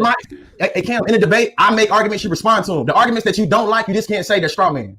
Like, literally, hey, this trophy right here, man. That's I pay my bills with debate skills. I find it funny you talking to me about debate fallacies, bro. Like you talking to a professional policy debate coach about argument fallacies. Well, yeah, but you're also like, you're very bad faith. So like, even if you are making fallacies, and who knows, I'm not a professional debater, you're not going to admit them. You're just going to keep doubling down, and you're going to keep appealing to authority. I know that's a debate one. Appeal to authority. That's an appeal to authority. He could actually say that. How do you like that one? I know some of my lingo. Huh? Kat said those things. You're still just attempting. I know some of my lingo. Hey, you're trying to discredit me. I just start the timer. We got a 3-minute speech right here. 3-minute speech right here. For who? Put it on timer, man. So when it comes to the law, I asked Carl in cross-sex. I asked Cam a question: does the law matter in this debate? Cam simply said yes. If the law matters in this debate, equal protection under law is always a fact in this debate. And because there's inconsistencies with how he's able to use. Well, Cam's argument was like, hey, there's different laws in different states. Use the law to say, hey, Kyle Rittenhouse, I don't even want to engage in that debate because I don't think this has anything to do with this debate. But I'm going to ask you hypothetical questions about school shooters, even though Mikaya didn't shoot no school up. There's inconsistencies with this and how I'm going to win this on conservative contradictions. Because you notice that he hasn't said anything about I'm not a conservative. There's a lot of consistencies in terms of the things I'm saying about all lives matter. He's prescribing a particular moral, framework to him. But no, Cam should engage with the Kyle Rittenhouse argument. And the shit that he pulls and the shit that he does. You know what I'm saying? All he's literally trying to do is sensationalize black. That's the problem, is that like, so with the Kyle Rittenhouse thing, Cam is like, I think he's too afraid to take a stance on it. Because like, I don't know his Cam's stance on it specifically. I know my stance. And I know that like, it's generally seen as a moral wrong to defend Kyle Rittenhouse in any capacity. From a legal perspective, I don't know. I mean, what Kyle Rittenhouse did was probably very wrong. However, like, he submitted himself to police after the altercation, and he did disengage to the best of his ability in the situation by not shooting anybody unless he was in very immediate danger of being harmed himself. He shouldn't have been there at all. He shouldn't have had the gun. Absolutely, I agree with that 100%. But like, you need to take stances. If you're going to believe a particular thing, you need to make sure that you say that thing that you believe. And so like, Cam's not doing that, and it doesn't look good for him. Honestly, because if you after I said that, then you apply that framework to the Mikaya Bryant situation. She wasn't an immediate threat. She didn't make any reasonable ability to distance herself. She may have called the cops, but once the cops got there, for whatever reason, she felt the need to charge somebody, knock them down. Her dad got involved and kicked that person in the head, and then she went to stab somebody else. I would say that the biggest failure here is the father for even encouraging this type of behavior, and you could say that because the father apparently was the one kicking the person in the head, which means that they think that is like that is something that can be condoned. That shows really shitty parenting. I'd argue if that girl had better parents, she would be alive today. Now, of course, there's another argument to be made that the police officer should have intervened sooner to stop it, and he didn't. And when I say sooner, I don't mean once they got to a point where he had the knife, that the girl had the knife to the other girl. The point where she charged and knocked the other girl down, that should have been the immediately call to action, which should have been a taser. That's your best argument to be made. Death for following, but I'm supposed to be this is only on your YouTube channel right now. Stop! Hey, this is my speech right now. It's my 3-minute speech right now. And I'm going to be the one in pain that's being emotional, but somehow he keep on having the emotional evoking to want to cut me off. But I'm the emotional one right here. I asked him, how did he feel emotionally when emotionally you are young. I was first killed? He said he was sad. But today he's making the thing that even though he was sad when he first heard the news, she should be dead. Nobody sees the inconsistencies in saying that in this instance, I believe this person has the ability to defend themselves. In this instance, I believe this person is always already an imminent threat. I think it's weird that like there's no middle ground to consciously. Like, I could be said that somebody dies and still understand why they had to die. Right, given the scenario, like there is a gray area here, So no law enforcement. Like if somebody with a mental health condition had a gun and they were shooting people, I would want them to get shot to stop them. And if they died, I could be like, yeah, I understand why they had to die, but it wasn't their fault because they had a mental health problem that like wasn't resolved. You know what I mean? Like there's gray areas here based on the context, and it's just like removing the context is basically what Lee's whole game is. Threat for their life. When Kyle Rittenhouse had a big ass AR-15, literally just got done shooting people that gave him water. And you're going to say, well, he wasn't pointing at nobody. He literally just got done killing some people. And the same law enforcement, it's the same people that had the authority to pull the trigger on McKee, is the same people that was like, hey, oh, no, I think you should get due process of law because you get to defend yourself. Even though you're in a state that you're not supposed to be in, You know what I'm saying? We're going to go against that. He's going to say, that's straw man. I need you to answer the argument inconsistencies. I had to answer the argument about a hypothetical goddamn school shooter and saying that in some instances. So now you need to answer the question. You still ain't gave me a straight up answer on if I speak T Nathan, walk into your house and we doing this. You keep on trying to play this legal rhetoric game in one instance, but another instance say you don't. He answered it. He said, yeah, you could shoot me. Don't care about it. So you say that it doesn't matter. You say you still keep on emotionally responding and interrupting me, but I'm supposed to be the one that's only responding in emotion. See, this is the thing about my black passion. A lot of people having a low emotional intelligence. When I start getting passionate about what I believe in and what I'm doing, you want to start denigrating my emotional response and my emotional expressions. This sounds like the same thing that Mikaya was. Wouldn't the argument be applied back? Like, what about Cam Higby's emotional response? Like, if you're saying that he's actually the one that's being emotional, then wouldn't he be able to do that? Also, you said you weren't being emotional. This is all over the place, bro. I don't even know why I'm deconstructing this. This is a fucking gaslight. You feel me? She don't get to be a body with autonomy that can defend herself. She has to be a passive, docile being. You don't even want to acknowledge she was at her own home. You say that stand your ground law matters, but then you say we have these three things. If you don't fit within these three things, then you say it doesn't matter. Yep, that's what the law says. That's what the law says. Yep, that's exactly what the law says. So under law, this was not only was Mikaya not justified under law, but the officer was also justified. Let me know when you What's up? Let me know when you start your speech. Okay, I have 3 minutes, right? Okay. You have 3 minutes. Okay. So again, I mean, I've gone over this according to Columbus Police Code. A sworn personnel may use deadly force when you're making this a legal thing. You want to talk about laws. So you think that this is not justified under law? Let's be clear. You think this is not justified under law, correct? Stand your ground, correct. Okay. Sworn personnel may use deadly force when the involved personnel have reason to believe the response is objectively reasonable to them to protect themselves or others from the imminent threat of death or serious physical harm. That is exactly what was happening. What are you reading right now? Is it stand your ground law? What law is this? This is Columbus, Ohio Police Code. If you were actually listening to what I was saying, they are allowed to use deadly force, including a firearm, when they're protecting themselves or others from the imminent threat of death or serious physical harm. So he was absolutely justified in that, in what he did under the Columbus Police Code of Conduct. And again, understand your ground. You have to fit all three of these criteria. The person cannot be the aggressor. The person has to be in imminent danger of death or great bodily harm, which she was not by the person she attacked. She was not in great bodily harm. She was the aggressor the entire time that the officer was there, and the officer had he could reasonably infer that Mikaya was the armed assailant with a knife that called in on the 911 call when he got there. Can I just say something? I don't mean to shit on Cam, but I find it so weird when people show up to like online debates in a fucking suit. It's just so weird to me. Like, I get it when you show up to like an establishment, but when you're like online and you got a suit on and you're like, "Hey, what's going on?" Like, it's interesting. He doesn't even know that it's her house at that point. He doesn't know that it's her house. He may think that he's at someone else's house and Mikaya is the armed assailant because he received a domestic call where somebody was an armed assailant with a knife.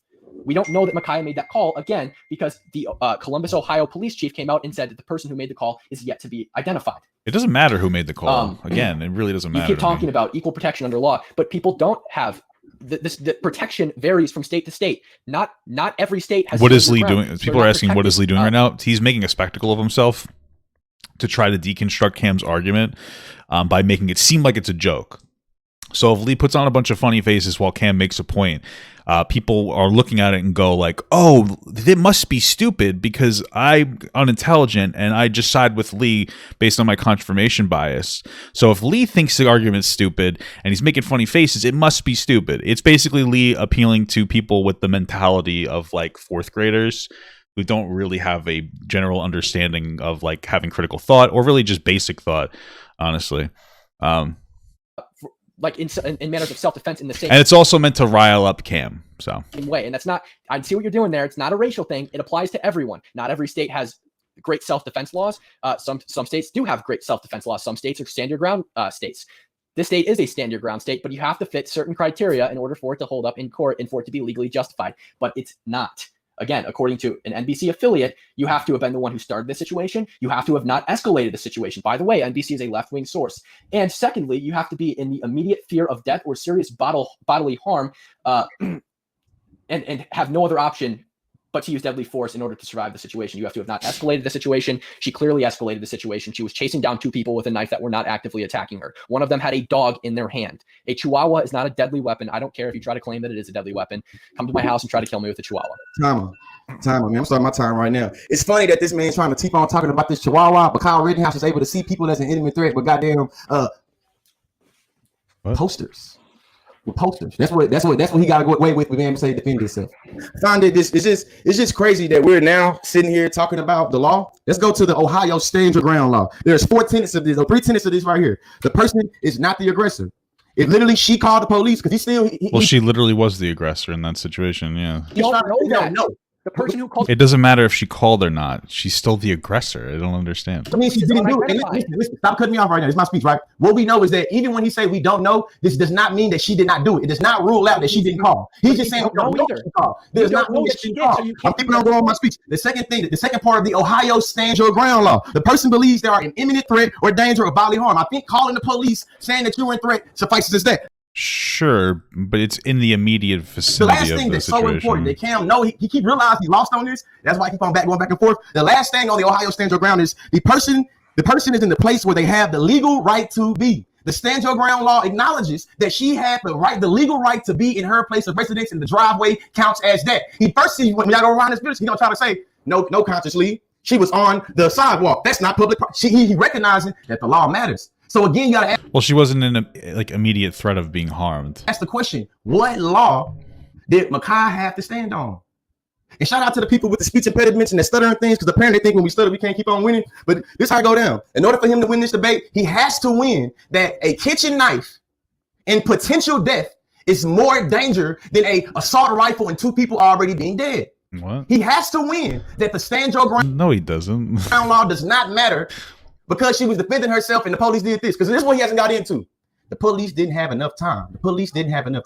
So he didn't apply no de-escalation tactics. He didn't try to fire off no rubber bullets. He didn't try to fire off no taser. He didn't even try to use the gun that he pulled out to shoot her in the left leg or the right leg. Well, yeah, so the question of what happens if he did use a taser and then the other girl still got stabbed to death? Would we still be calling this? We would be sitting here saying that the white police officer did the wrong thing still. Do you understand what I'm saying? You know what I mean? There's no winning here. If the police officer failed to save the other girl, then we would have been sitting here and saying oh, look, the racist police officer didn't do enough. This is what happens when we do these racially charged conversations. Or the right arm, or the left arm. He shot her 4 times in the chest. 4 times in the chest. And now this man right here is trying to. And he already kind of went over the whole shooting at other areas could get some. So shooting at the chest makes the most sense. If let's say she shot for the arm, he could have missed. It may have been ineffective. The other girl may have been stabbed. He may have shot the other girl. So that's not a good argument. The taser, generally ineffective. We just watched a video at the beginning of this showing how ineffective tasers are. Rubber bullets, maybe they would have worked. I don't really know how well rubber bullets do or don't work. Again, I'm going to reinforce the point that I think that your best argument is that the police officer didn't disengage soon enough. He shouldn't have let it get to that point. The second he saw that other girl charge and knock the other girl down, he should have pulled the taser out and immediately shot, rather than waiting for the girl to get to the point where she had the knife at the other girl. That was your best argument here.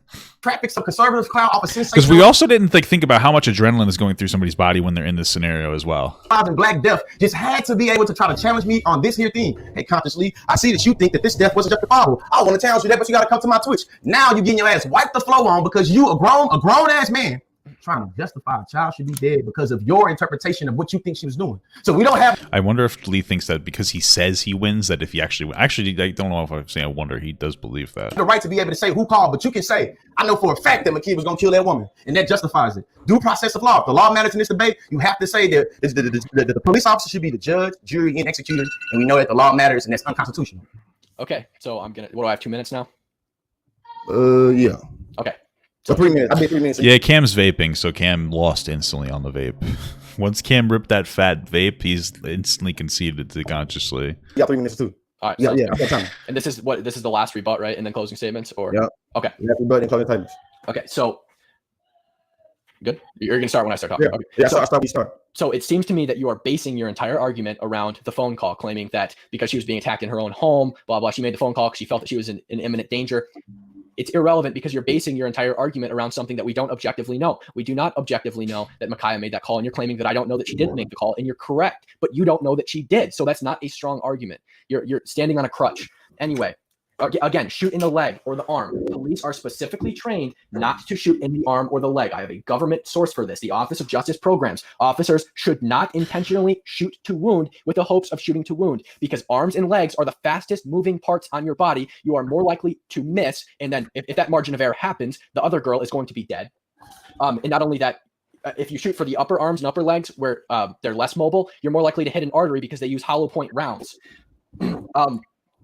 Yeah, and also if you're shooting for like arms and stuff, right? You're more likely to hit the neck and head. That happened again. I got a study right here. I can send it to you if you'd like. Again, done by the Office of Justice Programs. They took a sample of police shootings and displayed that in several of these occasions where the police were intending to shoot to wound because they didn't want to kill a person, they ended up actually striking the person in the neck or head.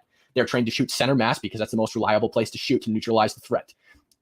You're trying to like refute the fact that the girl in pink, that her life was in imminent danger. It absolutely was. We don't. That is far less speculation than saying that we don't know if it was Mikaya on the phone. Your whole argument is around speculation. You're speculating that a girl who had another girl pinned to the hood of a car or to the side of the car, whatever it was, with a knife over her head, ready to plunge it into this girl after attacking another girl and her dad curb stomping that girl, that maybe she wasn't going to kill her. Maybe she was just going to stop right there in her tracks. That's not a risk the officer can take. They are legally allowed to shoot and use deadly force when they are preserving the life of themselves or another person. That is Columbus, Ohio. Just want to see. And use deadly force when they are. I can't understand a single word that is written down from Consciously.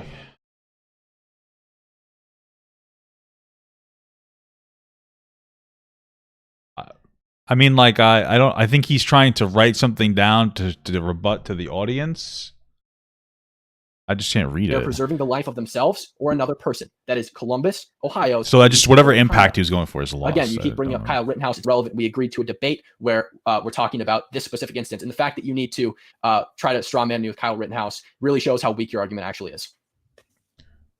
I yield, I guess you could say, if we were in Congress.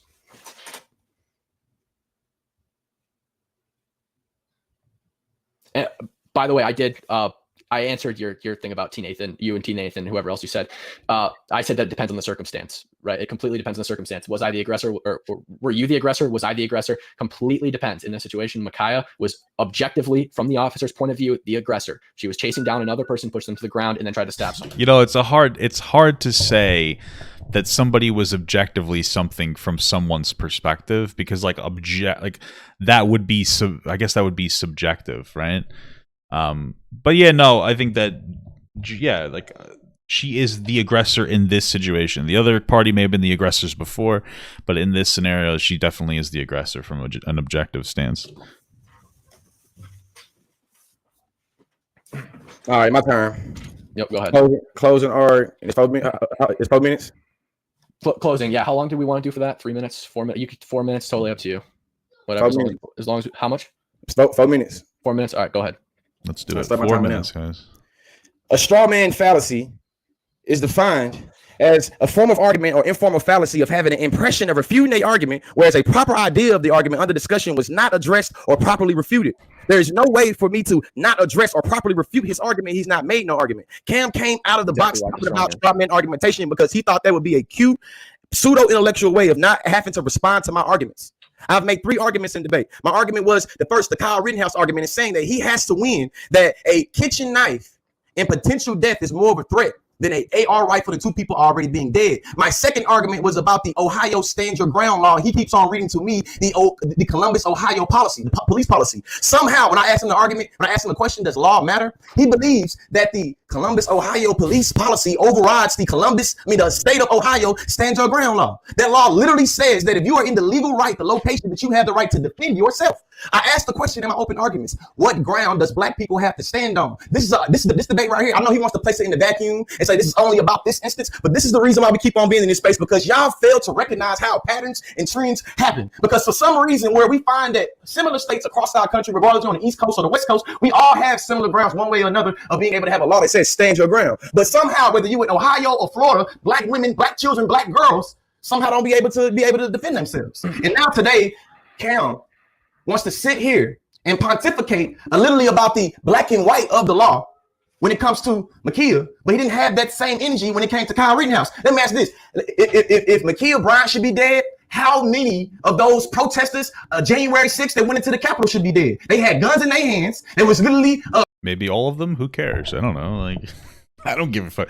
I think 4 people died at that riot. We call it a raid on the Capitol building, right? How many? 4 people died. Am I wrong about that?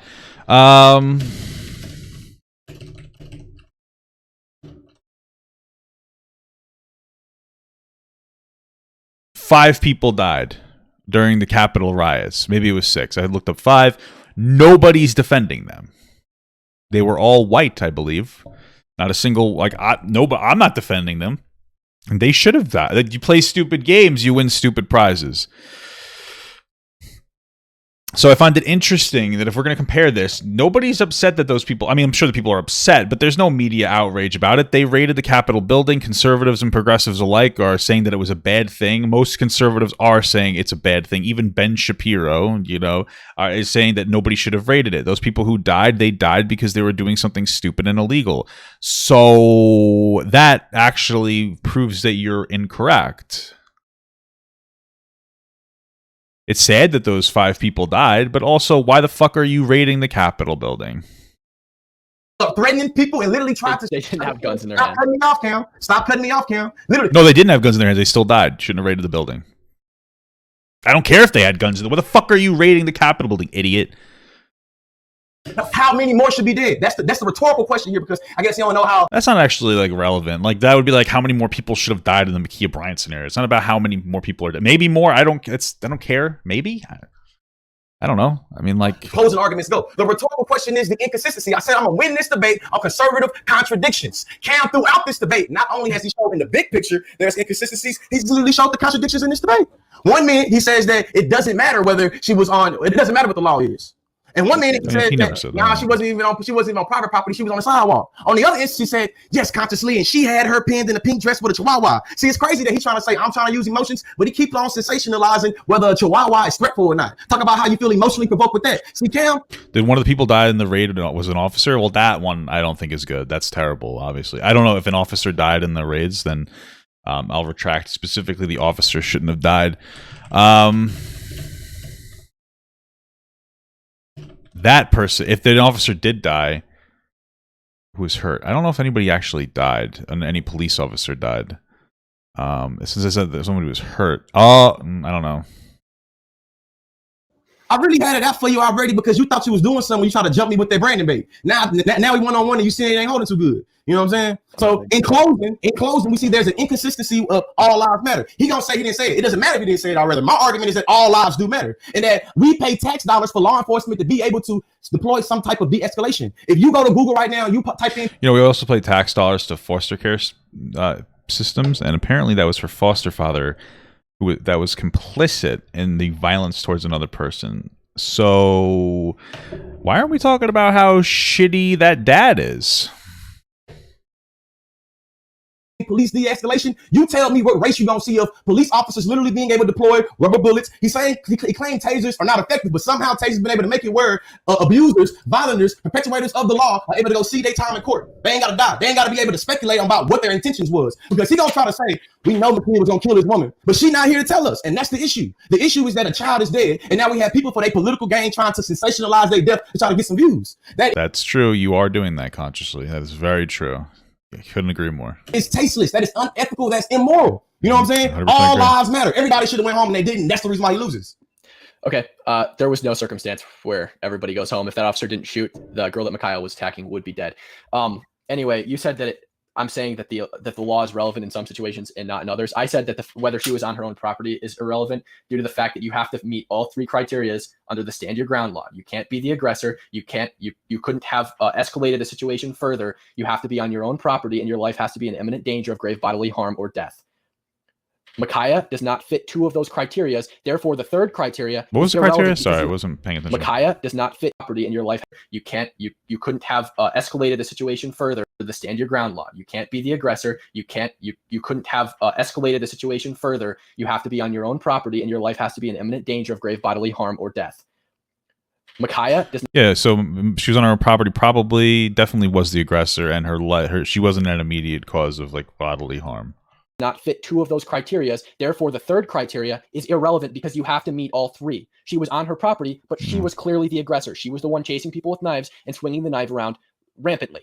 Okay, her life was not in imminent danger from the person holding the chihuahua. The person holding the chihuahua was attempting to speak with the police to tell them what was going on. Okay, that person posed no threat whatsoever to Mikaya Bryant, but Mikaya Bryant attacked her anyway with a knife and attempted to kill her. That is an objective fact. That girl's life was in imminent danger, objectively. There is no argument about that. Her life was in danger. Would you say that your life is in danger if somebody is holding a knife over their hand or over their head while you're pinned up against a car? Would you say that your life is probably in imminent danger? Yes or no? It depends. It depends on the context. It depends on the context. That's something. I mean, it does depend on the context, right? So, like, if you're with like your girlfriend and she has you pinned to the car with a knife, and like we know she's joking, then like, yeah, that's true. You're right. That could be the scenario. But given this context where you have somebody who doesn't like you pinning you up against a car with a knife, I think it's a reasonable assumption to make that you're gonna die. Oh God, Jesus Christ! I think if a 14-year-old girl has a knife with me, I'm not gonna kill her. Well, that's good because the girl was 16, so you look a little silly there. Anyway, But yeah, no, if a 16-year-old had a knife to me, I'm gonna fucking eat that motherfucker. I'm old too, man. I'm an old guy. I'm old. I mean, that 16-year-old's probably stronger than me at this point. Sheesh. Rittenhouse situation. But also, she didn't do it. It was somebody else. I guess you could call it more of a red herring than a straw man. You're bringing up something irrelevant to distract from the actual argument, and that's exactly what you did. You brought up Kyle Rittenhouse, which is in no way relevant to the situation whatsoever. If we are arguing if this is objectively justified on its own or not, Kyle Rittenhouse has nothing to do with it. You're attempting to taint the well and discredit my arguments for things that I may have or may have not said in the past. That's what tainting the well is. You're attempting to say because I may have said this in the past, that means all of my future arguments are incorrect, which is not true. Go find one video of me talking about Kyle Rittenhouse. You can't. There's nothing on TikTok about it. And they're also very different. Where is it, They're not the same cops. They're not trained the same way. The laws in those states are not the same. That's about all I've got, man. Rubber bullets. You don't know if he had rubber bullets or not. You don't know if he had a rubber bullet mag on him. We don't know what was on that officer's duty belt.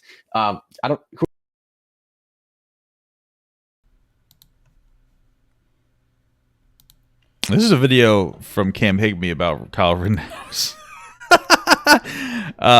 So I'm just saying, all I'm saying is this video here, Wisconsin Second Amendment lawyer on legality of Kyle Rittenhouse possession. I don't know. I'm not going to watch it. He may speak out against Kyle Rittenhouse. I'm just saying that. Oh, on TikTok. Yeah, but you can't just refine it to TikTok.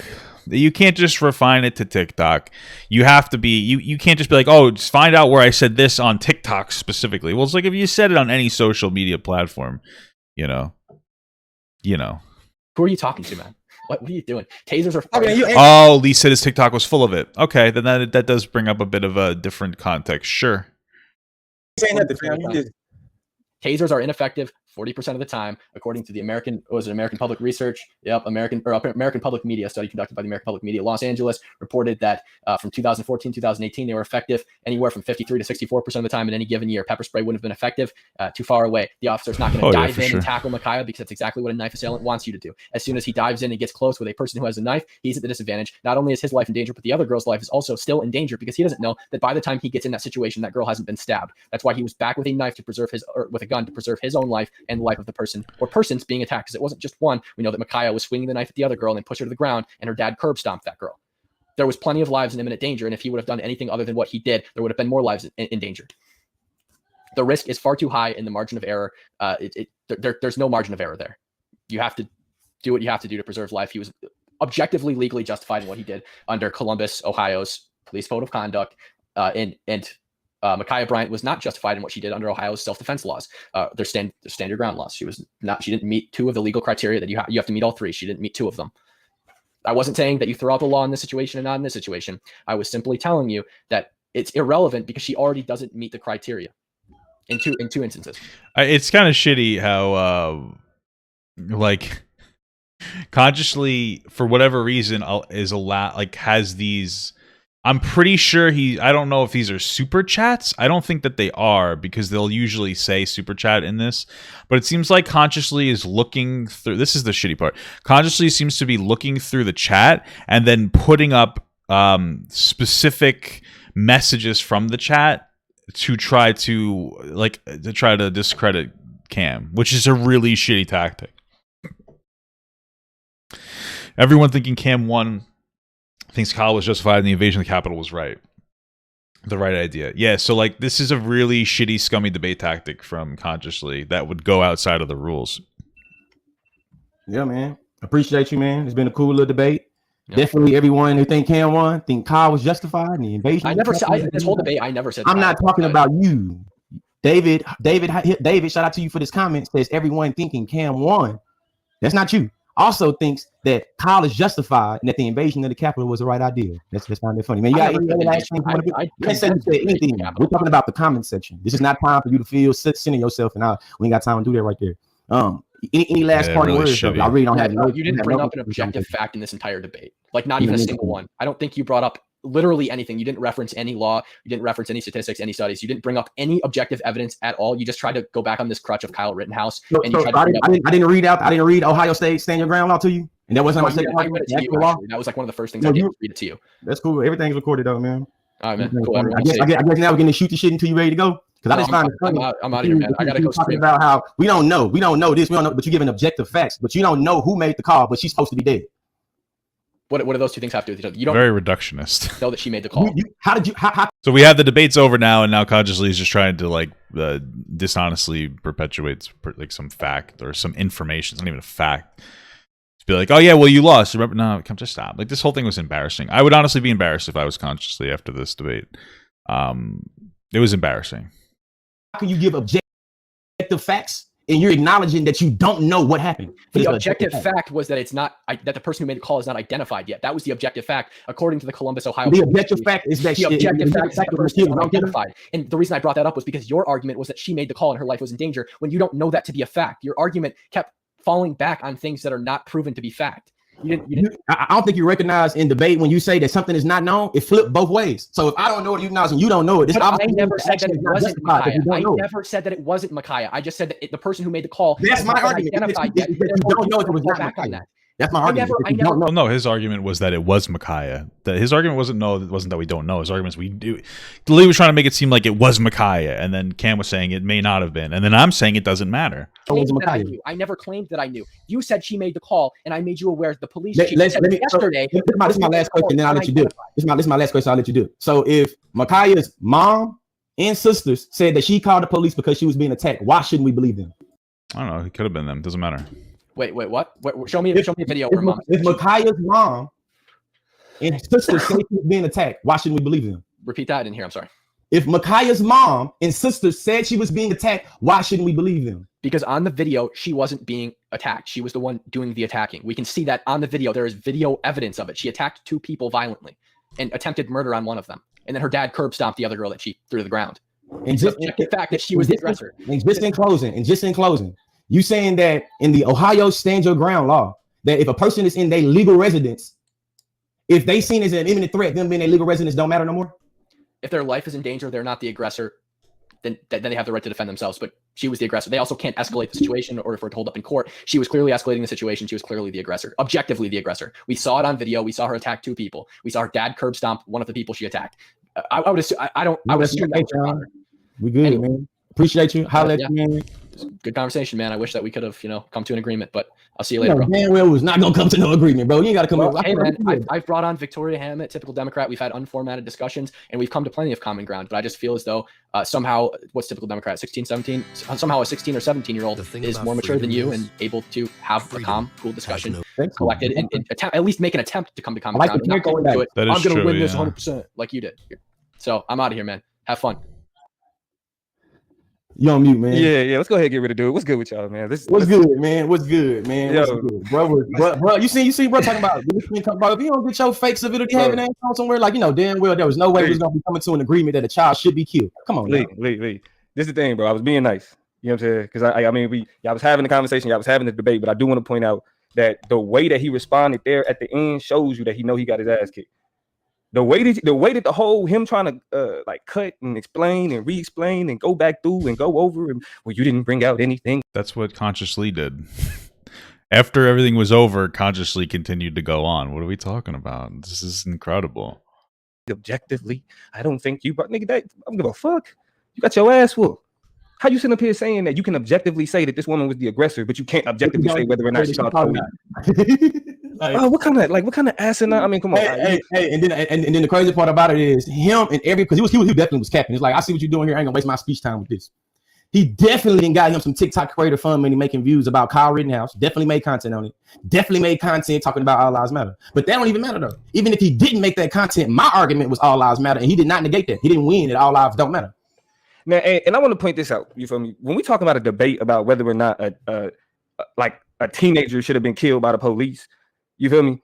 That ain't even really no win or loss type shit. You just pointing out how people are really fucked up.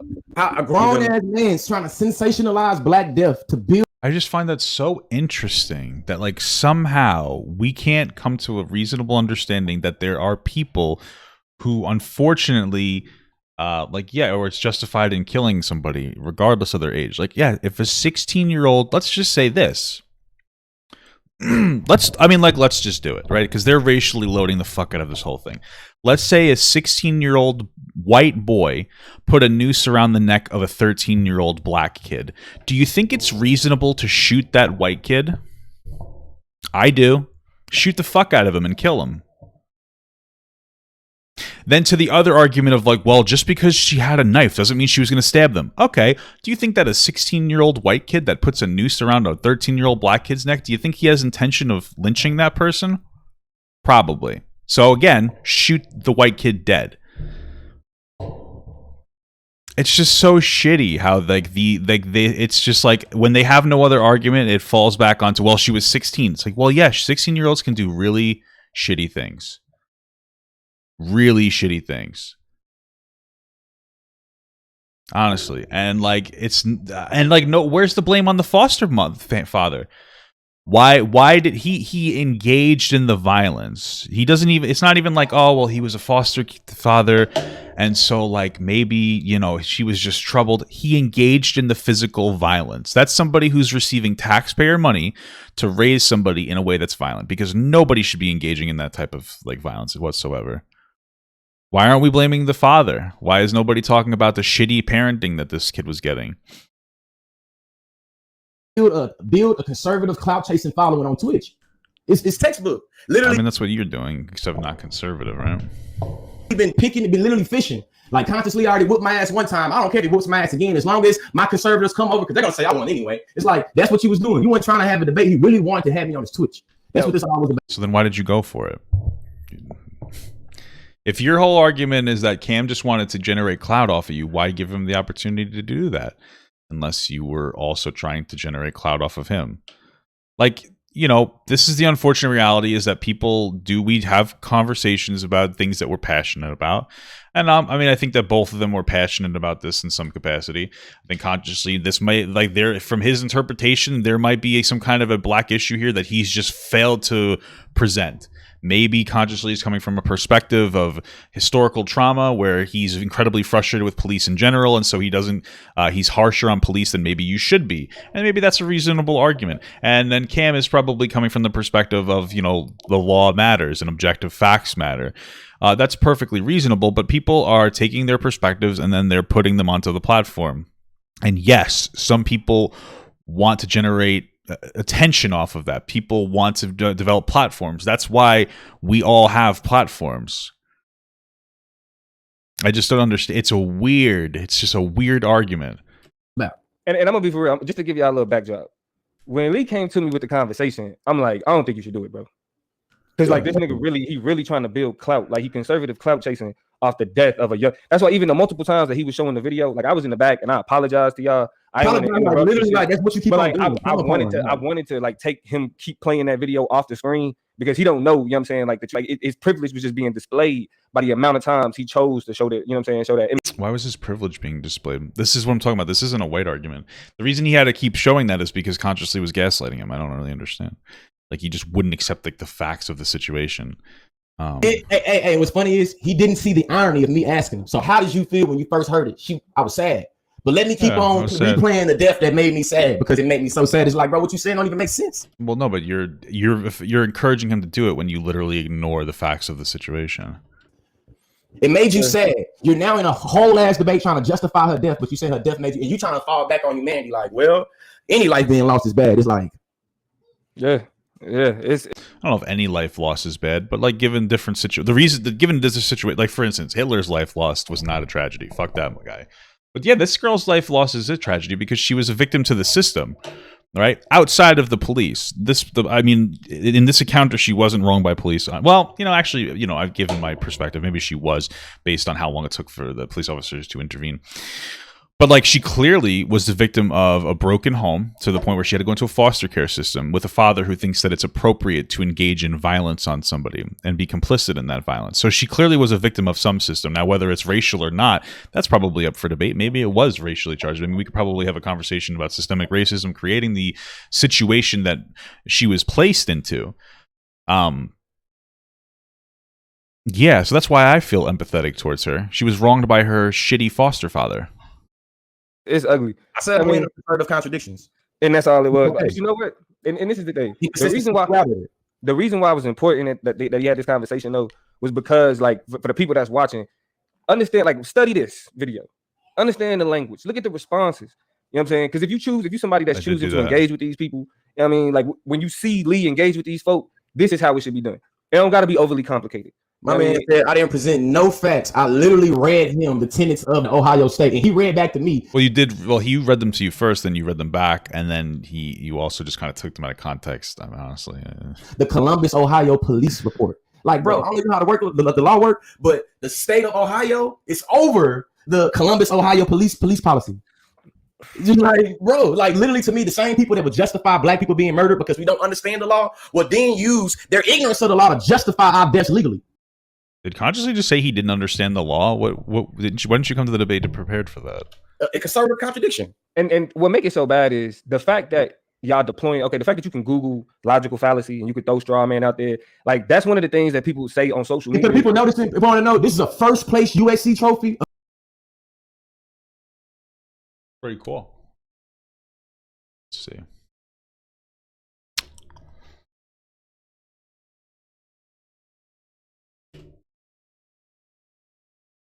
Me being a coach, Cam couldn't even hang with with my freshman debater. Yeah, sure. That's new to debate. Look, here's the thing. When you're the person making the argument, you know what I'm saying? Like, it's his responsibility to respond to it. Right? There's a level of logical fallacy, right. Like, you can't just say logical fallacy. You have to show the flaw in the logic. If you draw a comparison between Kyle Rittenhouse being justified in murdering two people that had bags and posters in their hands. Well, I think one of them had they had guns. One of them definitely had a gun. They think, yeah. Right. And then saying that this young girl was justified in being murdered with a knife on her own property, right? When witnesses about to stab another person. I kind of forgot that part. To say that she's the one that called the police, when you don't see that parallel, that's not a straw man, right? That's just a lack in your understanding. That's a lack in your ability to respond to that argument. And just to add to that, I see people still. You know, it'd be very interesting because, like, we tend to. This is the privilege of people like this: is that they're so far removed from the actual situation that they're willing to speculate on it in a way that would have caused more harm. It's very simple. If you ask an honest question of, if somebody had you pinned to a car with a knife in their hand, would you want them to be shot, or are you okay just playing out that scenario? Now, his response would be, depends on the context, right? The context is that they're probably going to stab you. I'm not going to put my life in risk. Shoot that person. You shouldn't be trying to kill another person.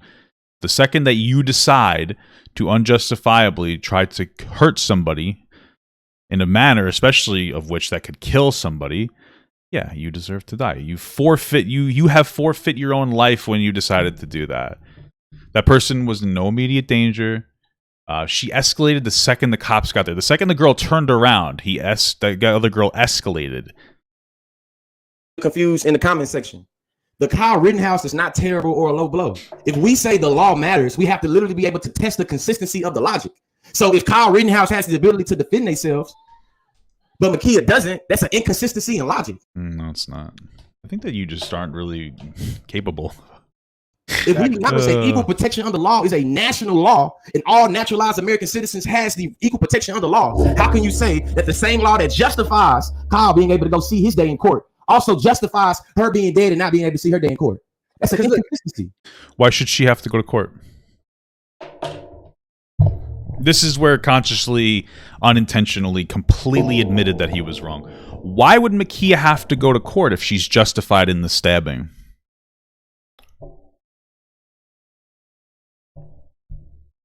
If she was 100% justified, why would you even make the argument that she would go to court? Let's just listen to that in again. court. Under law, how can you say that the same law that justifies Kyle being able to go see his day in court also justifies her being dead and not being able to see her day in court? Why would she go to court? Why does she need to go to court? By your logic, she did everything correct. That's what I'm talking about. Like, he's not even being consistent in his own logic there. He slipped up there. If she didn't do anything wrong, why would you say that she needs to go to court? That's an inconsistency. Because at a bare minimum, right? At a Inconsistency. bare minimum, and we were talking about this up on the Chop Up. Y'all make sure y'all go subscribe to the Chop Up show on YouTube. But we were just talking about this, how it's a question of, at a bare minimum, she was denied due process. Due process for what? What did she do wrong? You said she didn't do anything wrong. Why does she need due process? I'm very confused. You said that she was 100% justified in attempting to stab that person because she was defending herself. But then you say that she should go to court? For what?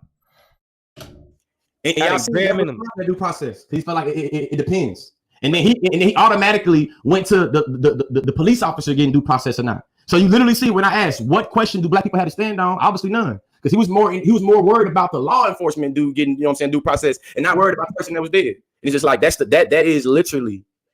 And I'm sorry, I know I've been saying her name wrong. Is it Mikaya or is it Mikaya? Yeah, I mean, I don't know. I've been trying to I've been trying to make sure I say it and spell it the right way. I think it's Mikaya. You know, it's how it is. But you know, not for nothing, but I mean, if we're gonna play this, we're gonna do it. If you cared so much about this girl, why don't you know how to pronounce her name? Don't you think that the bare minimum, if you care, because you're constantly saying that, like, oh, Cam Higby is being, you know, emotionally charged and whatnot. If you really cared about, you're saying that Cam doesn't care about the girl, but if you couldn't even do the bare minimum of looking up how to pronounce her name, don't you think that maybe you don't care?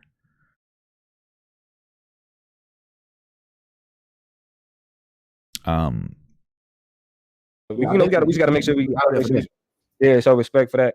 But yeah, man, great debate. Again, cooked another one. If y'all trying to figure out the playbook, this is how you do it. You know what I mean? This is how you respond. You definitely get it. Here's the thing, right? Because I know a lot of people, I don't think ConsciousLee is unintelligent. I'm going to explain to you why ConsciousLee is constantly wrong. It's because he thinks that he's correct. There's no difference in intelligence between ConsciousLee and anybody else. I wouldn't even say I'm more intelligent than ConsciousLee, but he's not humble whatsoever. He thinks he's right about everything. And so he's never going to become a better person. There's not a single mistake that ConsciousLee's ever made that he's acknowledged it as a mistake. And honestly, it's what's going to hold him back. Like, he's peaked in his lifelong career. I know he's trying to make himself a platform to, you know, be more heard socially, but like, nobody truly takes him seriously outside of the echo chamber that he's constructed. He's never really educating himself. He thinks he's the smartest person in the entire world. And that's why he's going to, I mean, this is why this is it, you know. People are probably like, I don't know how far Cam's going to go, but if Cam does go farther in his life, ConsciousLee is just going to be, you know, another, it's just another ring on the ladder. I don't know. This is definitely echo chambering here.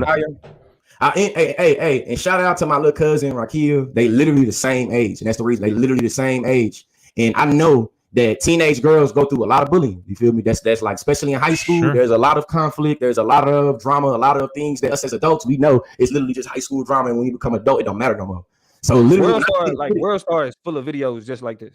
That's literally true. Like, World Star is like full of videos of people showing up at people's houses fighting. You know what I mean? That's why, like, the idea that, oh, she was the aggressor. You know what I'm saying? Well, she was the aggressor. She looked like she was being aggressive. But she was being aggressive. Like, it's ridiculous. Like, it's not ridiculous. So, like, if we charge it like that, yeah, that it may be 100%. It's entirely plausible that those people showed up to aggress and to make it the situation out of it. Absolutely. But like, why wait for the police officer to get there before you to start to attack? Why not attack them right off the bat?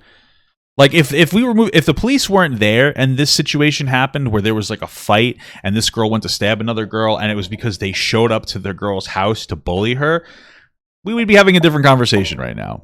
But the fact of the matter is that the police were called and she specifically waited for the police to get there before she decided to aggress. Now, her feelings that made her want to be aggressive, they may have been 100% justifiable. But that doesn't make it right to wait until a police officer gets there before you start to fight, right? With a knife. If she didn't have the knife, we'd be also talking about a very different situation. But I think she shouted she had a knife. Didn't remember. I didn't hear it. People in my chat keep saying that. I don't know.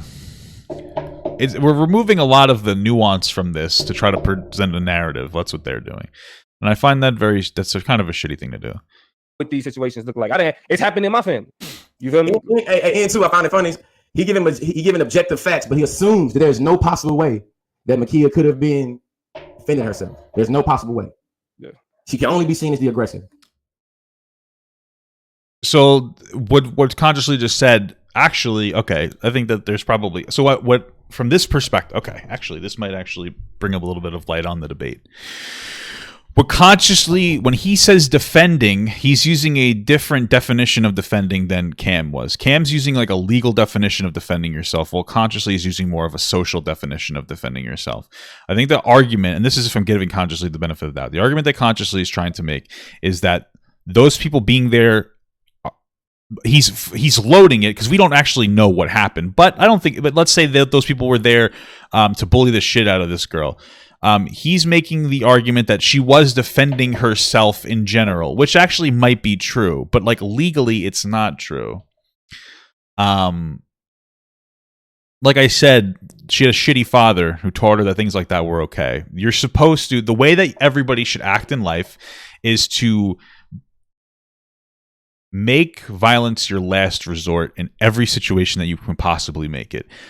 We weren't at the point where violence was necessary there for that girl. Now, is it shitty that she may have been being bullied? Let's assume that she was.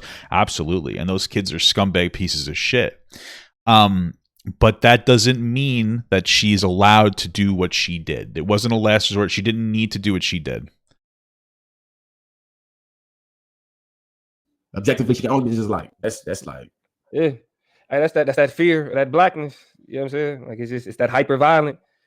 You know what I mean? It is what it is. But yo, we can go ahead and close it out, bro. You said the last words. Yeah, man. That'll be it. Hey, shout out to everybody that tuned in to the debate. You feel me? Whether you thought who won or who lost, just recognize that education is elevation. And I think that argumentation is always a great way to be able to learn. That's literally how I learned a lot about myself and a lot about the world, by being able to do research and being able to make debate arguments and being able to have dialogue with people that have different ideas and different perspectives. The only way you can really do these types of conversations is if you do them in like an honest way. So like you're not really educating people the way that you debate.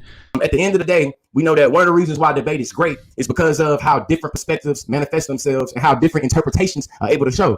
If you're not able to justify your interpretation or justify your perspective, you might want to rethink that perspective or that. Yeah, that's something that, yes, you know what I'm saying, interpretation. I agree.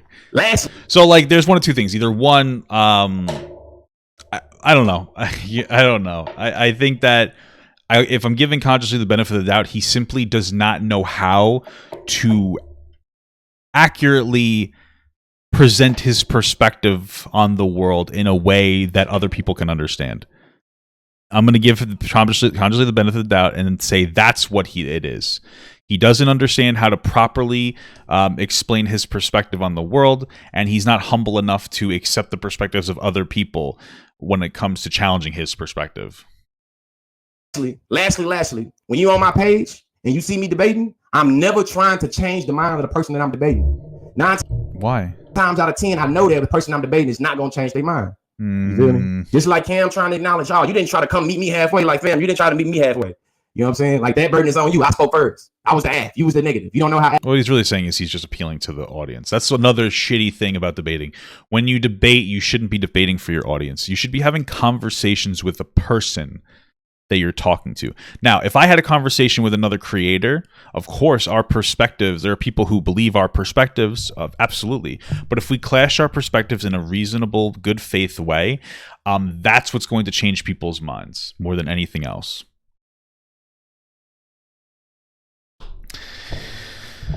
Bad leg work. You know what I mean?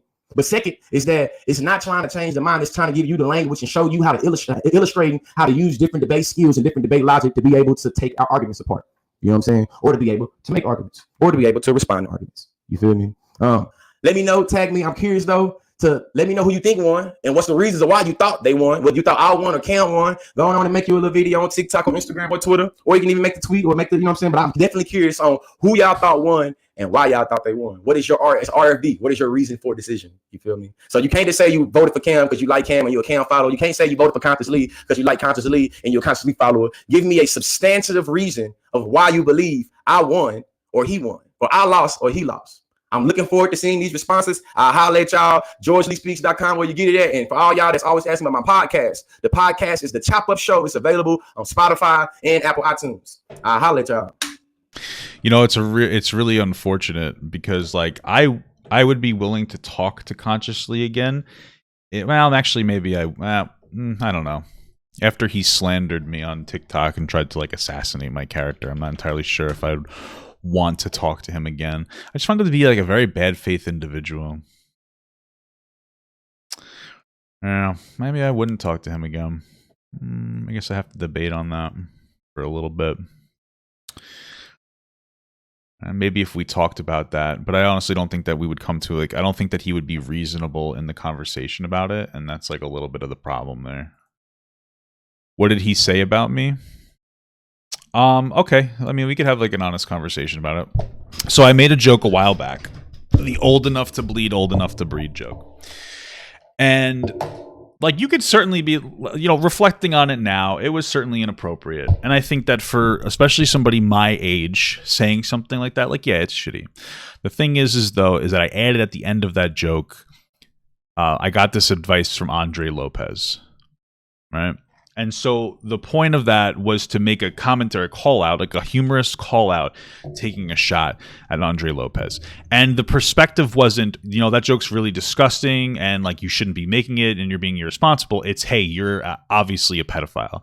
And the irony there is that he never talks about any predatory behavior ever, but then tries to deplatform me when I do talk about predatory behavior. And so like, that's realistically why it's just like there's no reason to talk to somebody who's going to be incredibly bad faith intentionally. In fact, after I said that to iSpeak, they all disengaged from talking to me. For context, I've actually been very good faith in my interactions with them, specifically very recently. So he keeps bringing up T. Nathan, iSpeak, and himself. The three of them belong to a group called The Fold. And very recently, there was a situation where a young black kid was having inappropriate interactions with some of the black femmes in that community. And I picked it up and I talked about it on Twitch specifically and only. And I thought about putting it on TikTok as well because honestly, it was really shitty because one of the things that was happening was that T. Nathan was harassing those young black femmes that were trying to speak out. Now, they were going too far labeling the person like, a rapist because the young man wasn't. He just had a boundary issue. But T. Nathan defending him to all ends instead of just educating on him on where he was wrong, that was really fucked up because he's an adult. So I made that commentary. And then, of course, the next day, one of the young black femmes reached out to me and said we handled it internally. And then I watched their TikTok videos about how the young man was like, oh, I didn't realize what I was doing was wrong. But I'm not like, and then the other people saying that he wasn't a rapist. So the conclusion that they came to was the conclusion that I had said. And then the young man actually reached out to me and talked to me about his frustrations with the situation and how he can move on to be a better person. And we talked briefly. That's good faith. I decided not to go on TikTok and use this as a way to deplatform them because education matters more than anything else. So there's clearly, despite the fact that none of them deserve my respect, I have treated them with respect even after they have actively disrespected me. So if I ever did engage with any of them again, I would need a formal apology of just saying like, hey, we fucked up. We're sorry that we labeled you a predator. Doesn't have to be live on TikTok. Just a personal, hey, we shouldn't have gone so far. We got lost in the sauce, so to speak. Because you want to know what? I have too. In the beginning of this year, a lot of my content was very race baity. That's kind of where TikTok was at that point. Politics had died off because Trump had lost. And like a lot of us were kind of just being like really race baity and being like overly exaggeratory. And like I got lost in it. And I'm happy that like what happened had happened from that perspective of like me taking a step back because I was going in a direction that I didn't like, an unprofessional direction. And so like, yeah, but I can admit where I did my wrongs. But of course they can't admit where they did their wrongs. So I would need a personal one. I mean, live on Twitch would be fun. I guess even DMs would be fine. Yeah. Just like, hey, you know what? Like a reasonable, like, hey, listen, we all got really lost in it. We're sorry you labeled you a pedophile. Because I've gotten lost in the shit too. I've gotten lost in like the sense of like, oh, it's almost like you're cancel people without realizing that you're trying to cancel people. And then you kind of like take a step back and you put yourself back into the real world and go like, wow, what the fuck was I doing? Hey everyone, if you liked that video, don't forget to like, comment, and subscribe. And don't forget to follow my Twitch, Instagram, Twitter, Discord, and TikTok. All links are in the description. Also, check out my Patreon if you'd like to support me even more than you already do. Thank you so much, everyone. I love you all.